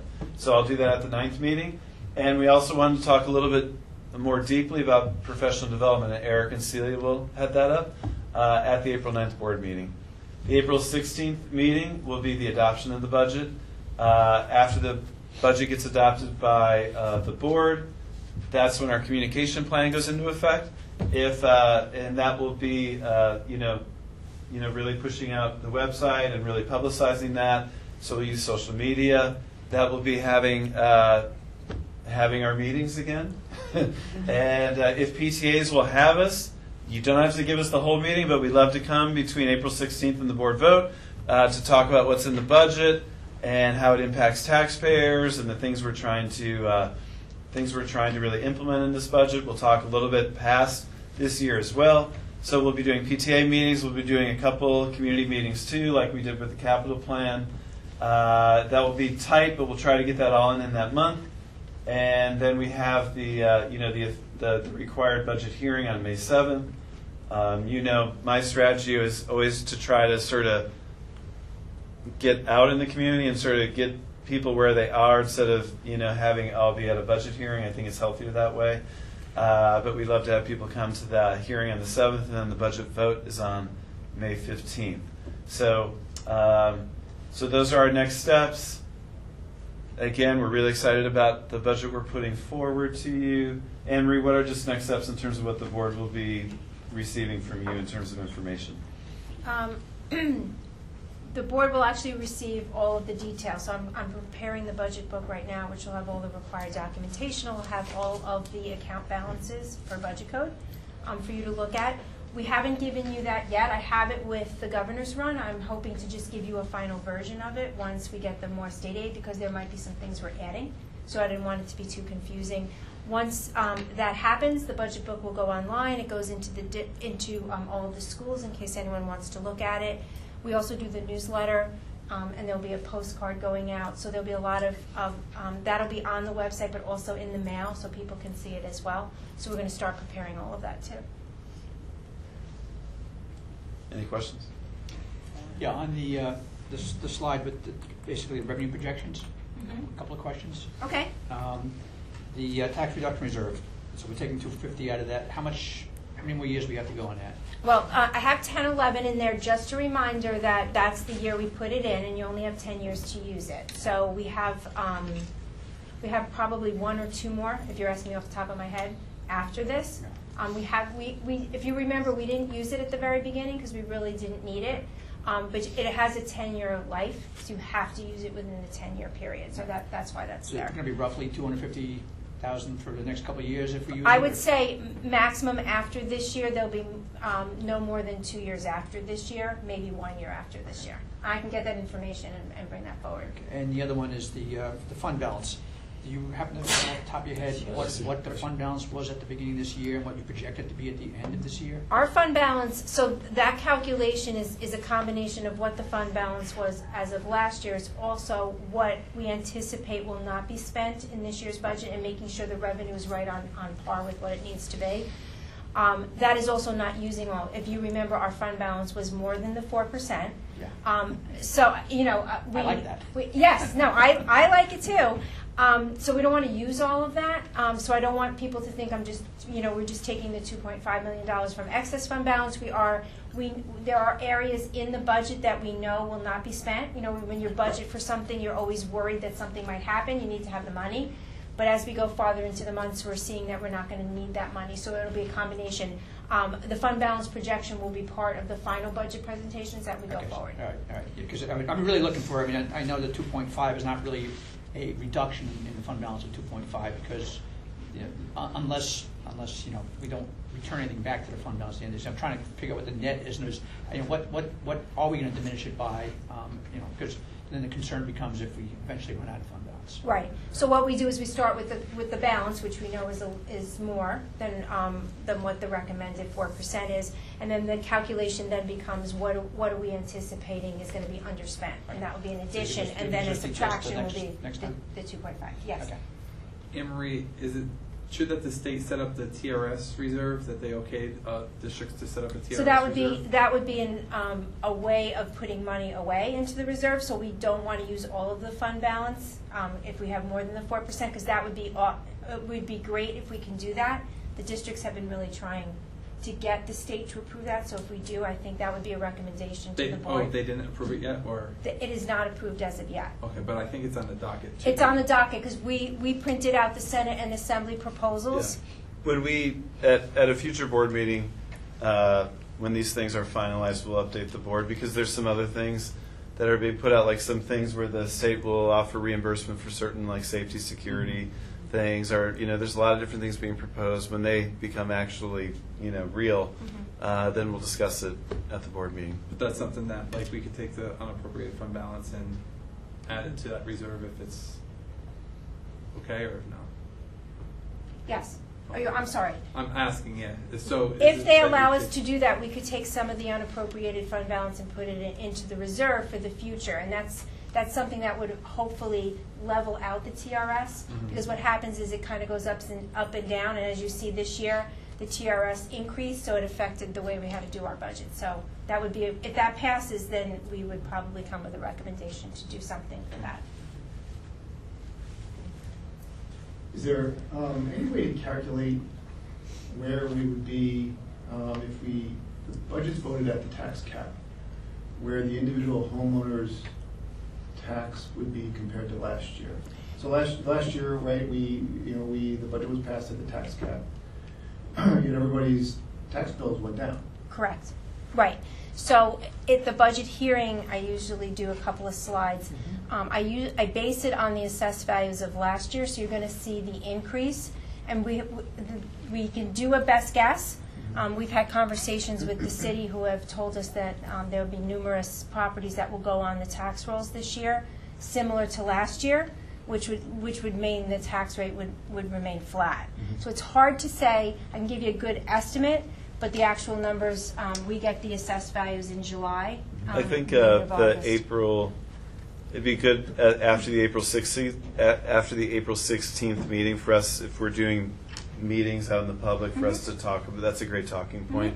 This is the actual cost of this to a taxpayer. Right. So we'll at least have our best estimate of that. Yep. I don't want to wait till the hearing. It goes on the postcard as well. Yeah. Right. So it's out in Yeah. the public before then. The second question, well, I'm actually a little surprised that the second language is not included in the budget. I know our student representatives, that was one of the things they brought up, and I'm surprised that it's not in here. Is there a way to, I don't know if I've asked this before, to state of the additions that we're proposing in the budget, what are the cost of each of those additions? And then what would the cost be if some of those things below the line were added in? What would it cost for a second language? What would it cost for starting some of the career and technical? So that way we can see, hey, listen, we need to grow, and we need to add programming that's been asked for, and we know we need to kind of still catch up. So what would it cost to do some of those things? So I can tell you off the top of my head, and then we can do the fringe benefits, but all of the things that you're talking about is really a teacher. So when you're doing on a budget process, you don't really know the step, so you assume MA Step 5, which is about $65,000, and then you calculate the cost. So you estimate health insurance, Social Security, FICA, TRS. So that's, I would think, between $75,000, $80,000, $85,000 if you're asking me right off the top of my head. So that would be the cost of everything. So if you're adding a world language, for example, that would be the cost of a teacher, but then there would be curriculum work, there would be books and all of that as well. I think also with the world language, the two languages that probably came up the most, both in meetings and in the survey, were either Mandarin or French. And, we have an interest in, since French used to be here, we have an interest in attempting the Mandarin. And when we were writing the grant, we were originally writing the grant to try to pull this off for next year. And when we really got deep into looking at how you implement a program like this, like the complexity of trying to launch Mandarin kind of, I don't want to say overwhelmed us, but we realized even with the grant that we needed a year of study and preparation time to be able to launch it. And that's looking at other districts that have done it and just looking at models. And there's also the challenge of how, if that's the way we still go, who actually teaches it and how it's taught. Is it more of an online thing? Is it a live teacher? If so, recruiting that teacher can be a challenge. So even with the grant, we wanted next year to be a study year for second world language. The things that we are recommending sort of to be in there above anything else, we kind of felt like the class size issue was just something that we didn't want to delay addressing. The special education, either teacher or the CODA, whatever that ends up to be, both of those are kind of pressing in the district, both from a community input perspective, a teacher input perspective, but also just looking at numbers. And then that elementary schedule thing is just this, I don't know what to call it. It's just it's a thing that needs to get fixed. And moving to that 4-day model, I think kind of fixes the whole thing all at once. And especially fixes the PE minutes. So that's how I prioritize. Those things felt they needed to be addressed more quickly than the others. I'm not saying they're more, one's more important than the other or anything like that. It's just to kind of leave those unaddressed for another year will just cause us more issues. Studying, I think also studying what we would want to do with career tech, it allows us to really invest that money wisely and not just try to put a program together kind of rushing in the spring or something. So that's just my kind of practical mindset in regards to the budget recommendations. Well, I think when you have it all faced in front of you, you say, well, we have. I'm not thinking, but is there any other way you can do PE without two? Because if I could do it with one, I have an opportunity for a teacher, either for my second language, or maybe I can start some of the career and technical, because that's unavailable to students who are taking all AP classes, they can't, it's not an opportunity for them because they would have to go to BOCES. So we could use one of those for some of these other programs, so when you have it all laid out in front of you, you can better see, what do I want? And maybe I can adjust here and adjust there, and in order to make it all fit. So I guess maybe that's we spent a fair amount of time on the schedule already, and we weren't figuring out a way to do it other than sort of going back to the old way of doing it to get to the PE minutes. Like, otherwise we're kind of going back to like teachers doing it in the classroom, and across 100 and I don't know how many classrooms we have at the elementary level. 80 or 90. It's a hard thing to implement across 80 or 90 classrooms. So we took a long look at that. I think the two teachers, I actually was a little worried it'd be more, to be honest. So I think we were getting it in. We had John Diametta look at the class sections of PE as well. And, we tried one, but one isn't going to work. And we were worried there would be more than two, but two is doable at this point. I'm just concerned that we're not doing enough at the high school level as far as new curriculum and offerings. We're doing some, and there's a lot of half credits, but if these years where we have our tax cap of 3.87 and we can only we can't really make a lot of tremendous gains, But that's also just the realities of our budget. Like, even with that tax cap, we have the increase in TRS. We have. We always will. Yeah, we always will. Right. So if I may, the benefit we do have is, and as it was pointed out, we know over the starting with next school year and for the next 3-year period, we do have a number of retirements coming. That building on the work that we've started, at least to build a base of where we could add in new coursework at the high school specifically, we have, based on how the departments prioritized where they saw needs, and with guidance input of where certain course offerings could assist students to be able to meet, to have a more flexible way of meeting graduation requirements.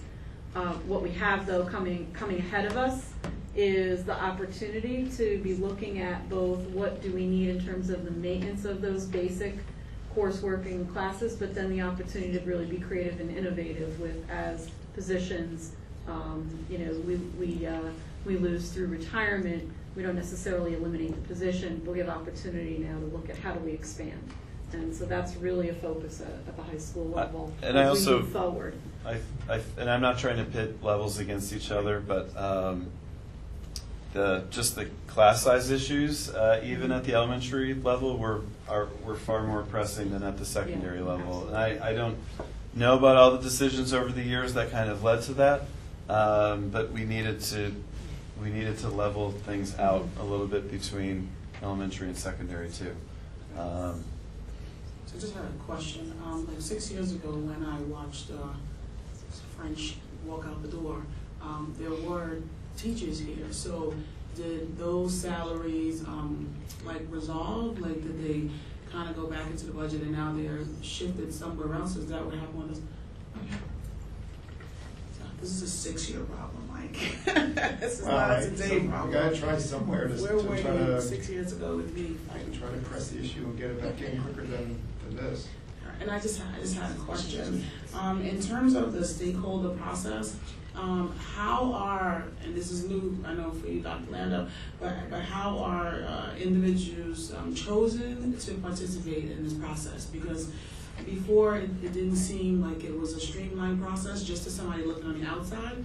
And I don't want to prejudge the process, but I do want to know what it is and how do parents, if they're interested in becoming that person, how do they get involved? Because it seems that all the same group is picked, and I think it goes through like the PTA or PTSO, and there are parents who may have great interest in this process here that may not visit the PTO or PTSOs. Yeah, I've been talking with my team about how it's happened here. So I'll come up with some guidelines. Ithaca had some guidelines about, it was essentially like the units chose their representatives through a hiring process that inside the district. and PTAs would have a representative, and then there was like a community process for a community member, and the community member could have been a parent in the school. Like there wasn't some requirement that, you know, that it was something else, but those people would kind of nominate themselves, and then were chosen by ultimately the superintendent to be on the committee. So I'll flesh out some guidelines so people know how to do that. Any questions? This conversation actually reminds me of the Marist Lead Scholars. Do we know what happened to that program? Is it still going? Absolutely. The second semester activities kicked off at the very beginning of February. They continue to meet weekly. There are, if you remember, they had the ability to have up to 22 students participate. They had 17 to start, 10 have consistently been participating, and they're planning forward. Dr. Fields at Marist College, who is the Lead Scholars Program coordinator and facilitator at the Marist College end, along with Ms. Sims, have some planning, have been doing some planning work, looking at summer and forward into next year. So more to come on that. They're putting together some of their thoughts and proposals, and are going to sit down with me and others to talk about planning forward into next year. Well, thank you, because the reason why I ask is I thought that was potentially a pool of alumni that could come back and fill some of the teaching. Well, eventually over time, but we're still like probably about 6 to 8 years away from when they'll be workforce ready. And the students that drop off, right? So when those students drop off, their spots can't be filled because it's like the second semester, or there's some work done to try to get more students involved that didn't. I think they had set it up as a year-long cohort. I think that'll be part of our conversation. I don't know that they necessarily anticipated as many. And I think that it's not that it's closed off to if they haven't been, but that what the feedback I got was that they have 10 students who are solidly participating every session. So those 7 students, someone's reached out to them to understand why they dropped out of the program, like what's not working for them. Maybe it's just them not working, but. Yeah, I can find out specifically. My sense of it is less about lack of interest and more of they may be involved in other activities as well, but I'll get specifics. Anybody else? No, thank you.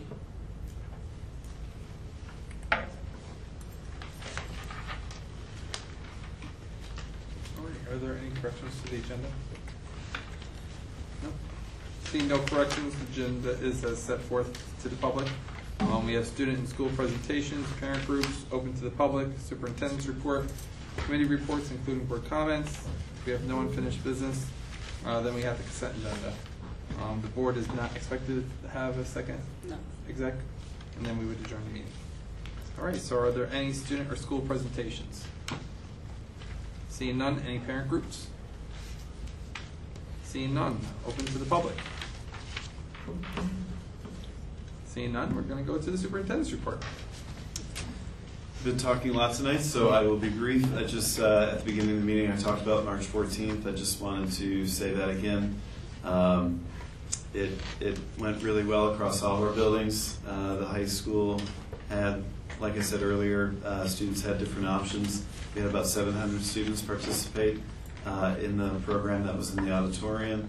We had a few dozen students that were outside doing kind of a silent protest recognition for the victims. We had a number of students stay in their classes. At the middle school, we also had students that went down to the cafeteria and then out to the courtyard to participate in the protest as well. Want to thank our administrators and teachers for really, I think, working well with the students to get through a day that I think we just were concerned about how it was all just going to play out, and we had a good plan. We have great kids, and our staff and administrators showed great leadership on that day. So it was a great learning experience for all of us, and I just wanted to kind of highlight that.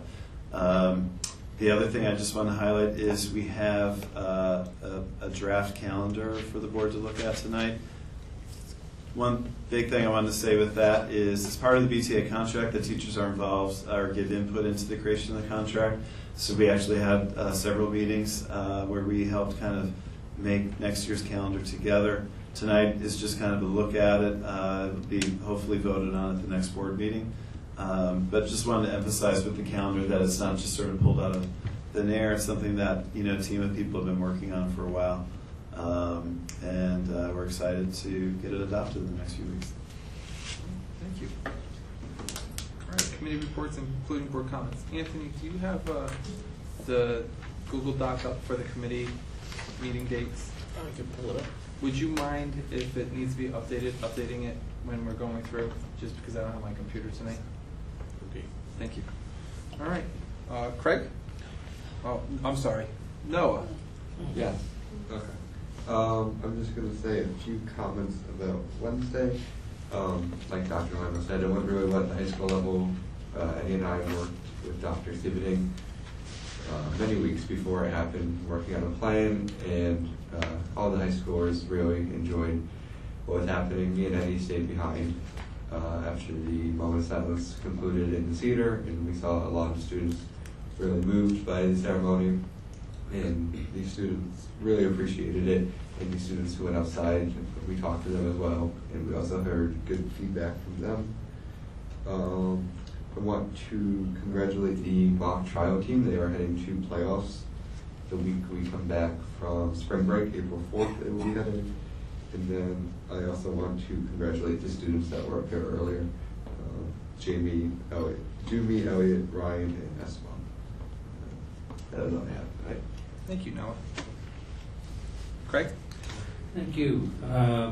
As for the March 14th event, I joined in to stand outside in the cold with the students for about 17 or 20 minutes. It was a nice event. There were some other members of the community who came in to show support, about 7. Some of them carried signs saying, "We support you," or "Enough is enough." Also, I've attended the 2 music events that we had for Music in Our Schools Month, and I was very pleased with both of them. Capacity crowds, SRO really, and a good job all around. And I would say that the program is attracting a good deal of public support there. If you build up a lot of different bands at the same time, a lot of different choruses, that's a big parent and brother and sister base, and you get a big crowd. So that helps. I think the students appreciated getting the big rounds of applause that they did. And sometimes on our agendas we have a place where we talk about contributions that have been made and we acknowledge them. There's one that probably doesn't show up on that. We don't happen to have any tonight, but it's the Beacon Wind Residency. That has begun. This is a professional wind band that comes in to play with the students in the music faculty at the high school, and that's actually being directly paid by the Howland Chamber Music Circle. The initial report that I got on that is off to a very good start. And let's see what else. I'm very pleased to hear about the initiative that Dr. Landau talked about with the career and technical education plans for looking at this and developing a sensible approach to this. It will obviously be all hands on deck. This has implications for obviously planning and curriculum and staffing and facilities. So it's not something where we jump in and say, poof, it's done, obviously. This will be a long haul, and I'm glad to see that we're getting into it. On the funding side from the state, as you saw in Mrs. Corderoni's presentation, there is a difference between what the Assembly is willing to do and what the Senate is willing to do. So I did a little bit of online lobbying for the Senate, including the IDC caucus, which seems to be part of the problem there. I hope that the final result looks closer to the Assembly than the Senate. It's probably going to average out someplace in the middle of all those numbers, but it's looking better than we thought at the beginning. So, thank you. Thank you. Kristen? I don't have a meeting date for wellness. We had to cancel our elementary family fitness night due to snow. So we haven't met since then. Everyone's just been crushed, I guess. And I assume when we do meet again, we will continue with the work related to what will be sent to the policy committee to get the wellness policy up and running. I just have a couple of questions. One was, what was the presentation that was shown in the auditorium? You mentioned Ms. Sims put something together. They put a slideshow together with information about each of the victims of Parkland and played music, and so it was just kind of like a silent tribute, but it lasted the full 17 minutes. I was in there for just a few because I was kind of roaming around, but no, I don't know if there's anything you want to add. It sounds like you were in there. Yeah, it was each victim had a minute on the video. It was their picture and description of just what they had achieved. And this was something Ms. Sims she did as the part of, was it the administrative team that did it? Yeah, I mean we the administrative group had several meetings trying to get the plan ready, and then I know Dr. Sieverding and his team were meeting with students and teachers to kind of plan it. So it was like kind of a going back and forth sort of planning process, but we've been working on it. The difficult thing was it felt like every time we had a meeting there was like a snow day, and so some of it came together at the last minute, but it came together really well. So it sounds really yeah. And just one question about if we have the calendar adopted early, will we be doing printed versions of the calendar? I know we're talking about recycling, cutting down waste, but there was also related to the diversity piece. I know that we were trying to have some awareness that not everybody has access to a computer. There's a lot of grandparents that help with different activities and pickups, and so I just wanted to find out what that is. We haven't made a decision about it. And then I had one question about related to the board goals about communication. This was such a nice event tonight, and I found it so incredibly moving to see all this, these great accomplishments of these kids. I know we have one member of the press here, but they arrived after that presentation. It's great to hear about it in board meetings, and it's very, it's our honor to meet these kids. I just would love it if, just hearing that somebody won this Bausch and Lomb prize, science prize, would be such a huge thing to communicate to the broader community, and I don't know how we do that. Does a press release get written? Do we, We can do that. I've sort of been doing the mass email / put it on the blog for all kinds of different things lately. So I have a blog post that's going out, but I wanted to add some pictures from tonight with the kids. So yeah, we will put it out. Georgia? I also want to congratulate all the students that were here this evening. On March 14th, we had a policy committee meeting. We did look at a few policies that will be coming forward, not tonight, but at another meeting. Use of timeout rooms and physical restraints, and free and reduced price meal services. We are still looking at the school volunteer policy, and we're asking our attorney for some feedback on some items in that policy, specifically towards some of the paperwork that needs to be filled out for a volunteer versus like whether just somebody coming into the classroom for the day needs to complete it. So we're looking into some of that. It looks like our next policy committee meeting is the date of our special Board of Ed meeting. So does that mean I get 8:15 on April 18th after facilities? Or do I look at another date? You could. Want to piggyback it? I could. 8:15. What was the date? April 18th. We'll accommodate. Oh, thank you. Yeah, we're We should have a lighter load on that meeting. So we're April 18th at 8:15. We'll follow facilities at 7. Facilities will be at 7 to 8:15, so right after. Might as well say 8:16. Yeah, Mike takes all of his minutes. I even take a couple from the policy committee, just a few. You good? I'm good. Leading into the FNL then. Mike? Okay, for the Facilities and Operations Committee meeting, we met on March 14th. We had discussed the schematic design that Rhinebeck Architecture had presented tonight. So I think it was a good presentation. It was a culmination of a lot of work so far, and there's a lot of work to go.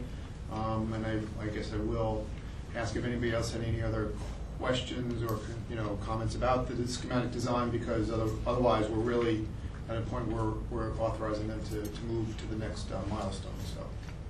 So it was great to see all of the accomplishments and the students here tonight, and I do think we need to have more of that. And maybe the web, our web page could easily change a lot and have like the picture of the students tonight, and then a week later, so that could be a continuing place for communication. It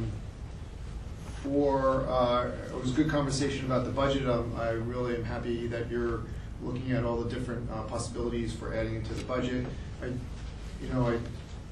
I would like to see, I know, Emery, you gave a kind of a rough order of magnitude of a per teacher cost for a new program. Mm-hmm.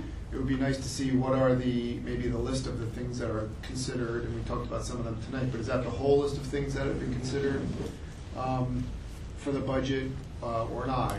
It'd be nice to see what the other ideas that people have. And again, really, in my mind, I want to weigh, are there some other things that we should be pursuing to try to figure out ways to fit it into the budget? Didn't most of our additions reflect our community meetings? Because a lot of that we heard. Yeah. We were out in the community. It all either came from the departmental budgets or just the process that we went through over the last few months. My concern is that we're not being aggressive enough on trying to find, get new programs and things in. And it kind of ties together, we talked about careers and technical. And I'm glad we're starting, because if the way our capital plan goes in 2022, we could potentially have the funding for a facility to support that. But I recognize you need the personnel and the program to build up to it, so that's excellent. But all this discussion we have with the city about growth, and I think one of the things that was pointed out is that our enrollment is down, but look at what we're doing. We're reducing class sizes. Back when we were at the peak, class sizes were huge. Well, it cost money and teachers to reduce class sizes, and we're doing that. We are adding programming, which does cost money. We are renovating the facilities, which cost money. And I would put out to the city that, they should consider, like other towns have with this development, some kind of assessments on per unit basis to help fund these improvements at the school. Otherwise, we're just within our budget and our tax cap, we're improving, we're scratching and clawing to make improvements, but we're being, with all the, cost of living increases and the, retirement and benefits going up, we're just getting by. So, with all that being said, I'm glad we're talking about the future. I think we have some opportunities in the future, but I think we need to be more aggressive in seeing what else can we offer, because we're, to catch up. We're just in the catch-up mode. And I think we have all the right people in place. We just really need to have that mindset that we want to do this, and you'll be surprised at what we can get done. So that being said, that's it for me. Meredith?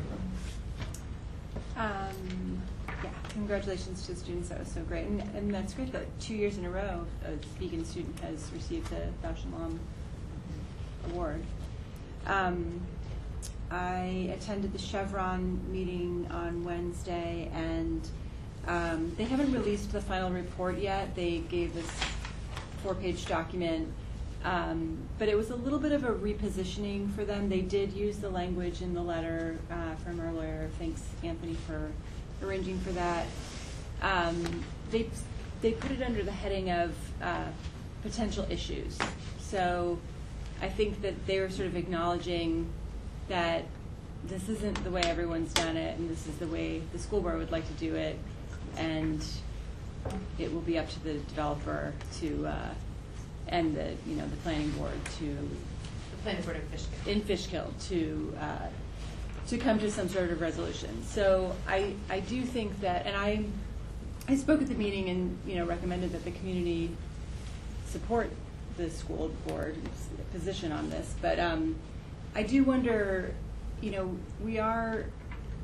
it's funny that we're fighting so hard for this, because this is considered sort of the norm and standard, and I do wonder what we can do to continue to be ahead of this in terms of our communication with Fishkill, and still to revisit it with Beacon. I just feel like there's got to be a way to make this language normal and accepted by the leadership and Wappingers also, if they start to entertain a lot of development. So that's something I think maybe we can talk with Judy about next time we see her. But I didn't feel quite done. I think that was this was important, but it was a little bit left to us still to fight for. It's not a legal document by any means. So and then the only other thing, there was one other thing. No, that's it. I've heard a lot of really positive feedback about the walkout, so thank you very much for the work you did on that, and that's all. Thank you. Anthony? Good evening. Again, congratulations to the students, and congratulations to the administration as well for the work that's been done already. In the interest of time, I'm not going to reiterate all of them, and any time I do, I always end up forgetting someone anyway, so I do forget. I apologize for that. But a couple of things that that's happened to me when I've been talking to people in the outside of the school is I was speaking to a high school student about the emotional needs of the high school students, and somehow I got a quirky answer that if you call a social worker, they may not go to the social worker. So I'm not exactly sure how to process that myself, but I guess the title itself may not be its own something. I wasn't sure. I was kind of taken back with that. But I was also invited informally, not formally, to connect with the CTE program over in Newburgh to visit. I didn't take them up on their offer, but I am contemplating that, because I'm curious to know how they do it across the river. Restorative justice, I'm hoping that as I'm sure there's other priorities at the moment, but that we get a presentation on the program and how it's going to be built in the school here. The alumni that have graduated through Beacon High School, I was wondering if there was a way to organize them, and maybe I know from my alma mater they're always asking me to donate money or buy some dinner tickets that goes towards fundraising or something like that. So I'm wondering if Beacon High School could do something like that.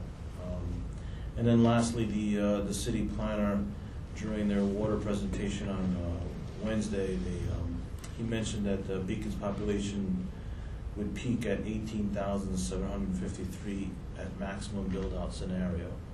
So that kind of worries me as well, because I'm not sure what that means for the school district. That's all I have. Thank you. Bill? Oh, I'm sorry. The Diversity Committee is on April 3rd at 8:15.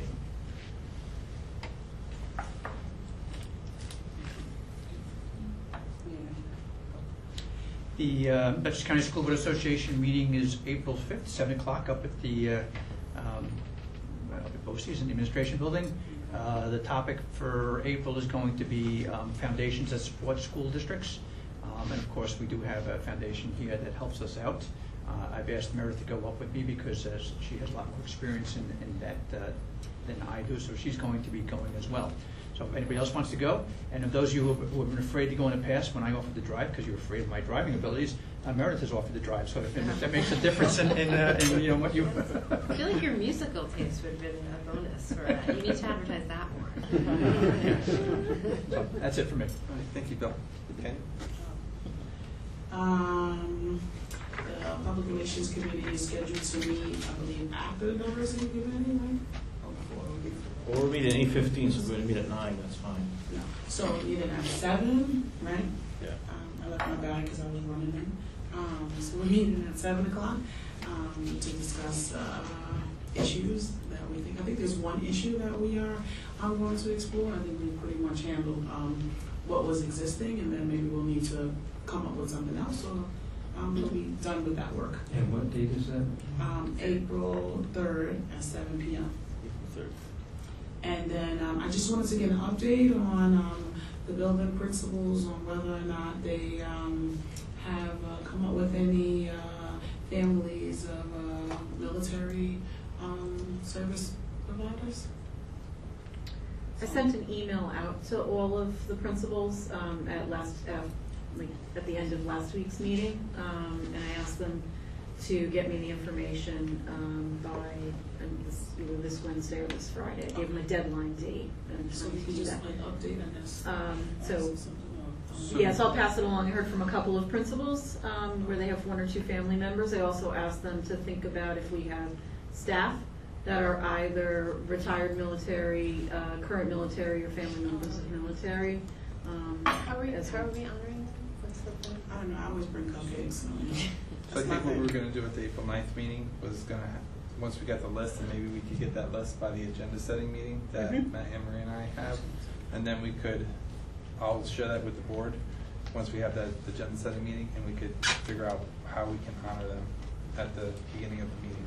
Because I know a family that the mom's actually. Oh, what's the April? The second one. I'm sorry. The second one to give us time to plan. Because I know a family. The mom's actively she's deployed. So do we just invite the family, or do we? I think if we get the names, then we could send out invitations. So if we get the names prior to the April 9th meeting at the agenda setting meeting, then we can decide how we want to do the invitation, and we can probably mail out an invitation to the families. Okay.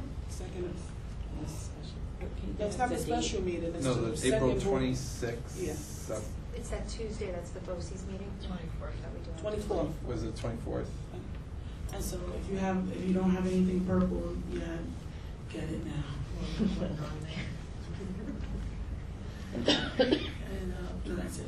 That's it. So I want to apologize for being delayed. I had to deal with a family matter, which was good for my son. So I apologize. I'm sorry I missed the student presentations. I'm glad I caught the last end of the budget for the curriculum piece. I always look at it as when you're developing a curriculum, it takes time to do it. So it's almost like you want to offer it and get the quantity, but you also want the quality too. So I was happy to see that we're actually planning for it for 2 years out. I know in my district, when we put in a freshman academy course, we started planning 2 years ahead of time. Now we're doing a capstone course for seniors, and it's not for next year, but it's 2 years out, and we already started the planning. So I think it's great that we're giving insight to 2 years to look at that curriculum piece.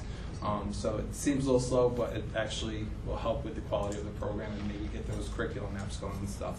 How are capstone courses applied at the high school level? I've only heard of them as college courses. So what I'm familiar with is we have pathways with electives, and then there's a capstone course for whatever pathway the student takes. So,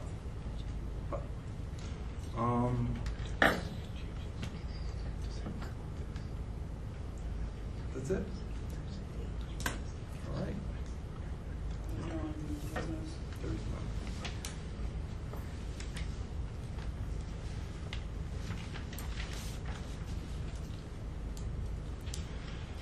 All right. Consent agenda. The use of the consent agenda permits the Board of Education to make more effective use of its time by adopting a single motion to cover those relatively routine matters which are included. Any member of the board who wishes to discuss individually a particular piece of business on the consent agenda may so indicate, and the item will be considered and voted on separately, thus preserving the right of all board members to be heard on any issues. Is there any item from the consent agenda that any board member would like to pull? 11.04 Bravo. Any other? 11.13.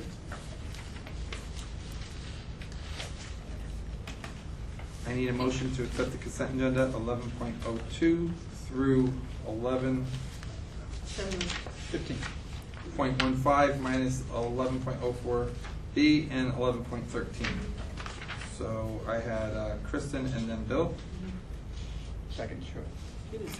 Did you? No, I was telling you what the last number was, but I'll second. I'll second it. I'm sorry about that, Bill.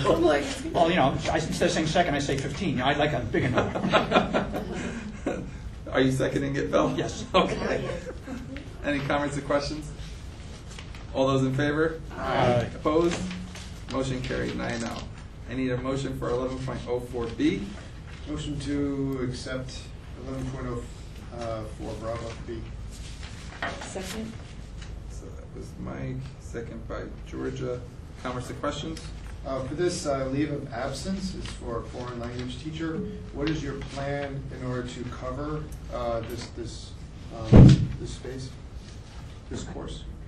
So at last week's meeting, one of the substitute teachers that was approved is a foreign language Spanish certified teacher, and so she has met with us at district office prior to being put on the agenda as a substitute. She's met with high school administration, and she's actually here in the building working as a substitute since her appointment last week, and the plan is that she would step in for this teaching position. Okay, thank you. Any other comments, questions? All those in favor? Aye. Opposed? Motion carried 9-0. 11.13. Any motion to accept 11.13? Motion to approve the second reading adoption of policy 8330, authorized use of school-owned materials and equipment. Is there a second? Second. Anthony? Comments or questions? Yes. While I was reading this, and there's one section that made me think of something related to it, where it says, individuals borrowing district-owned equipment shall be fully liable for any damage or losses occurring to the equipment. We have liability where if the equipment that we lend out causes damage. For example, give a couple of scenarios. We loan out a phone, somebody uses it in the car and causes an accident. You know, we'll get sued because the phone being used was ours. Or someone brings a laptop home, the battery goes on fire, burns the house down. We'll probably get sued or something for that. So I'm just curious as to what our liability is and what kind of insurance protections we do have for cases where we're going to loan out equipment where somehow the equipment causes damage or injury. I don't know if we need to examine our insurance policy to see if that kind of stuff is covered or not. So I know we don't get any additional insurance coverage, but that would be a good question to ask under general liability, Okay. and I can look into Okay, that. yeah, just because it is an area we're going to have more exposure as we start lending out more and more equipment. Any other questions? So you're going to look into that? I will. Yeah, actually, Bill, jog my memory. So, I mean, we have an RFP going on for insurance, right? It didn't go out yet, but it is going. It's on the list. Should there be questions like that in an RFP?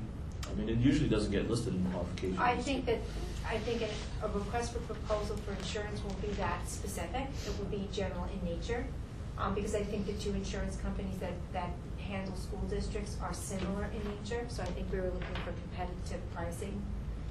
But I'll have to call our insurance company to see specifically where that would fit under our general liability policy. Any other comments? All those in favor? Aye. Opposed?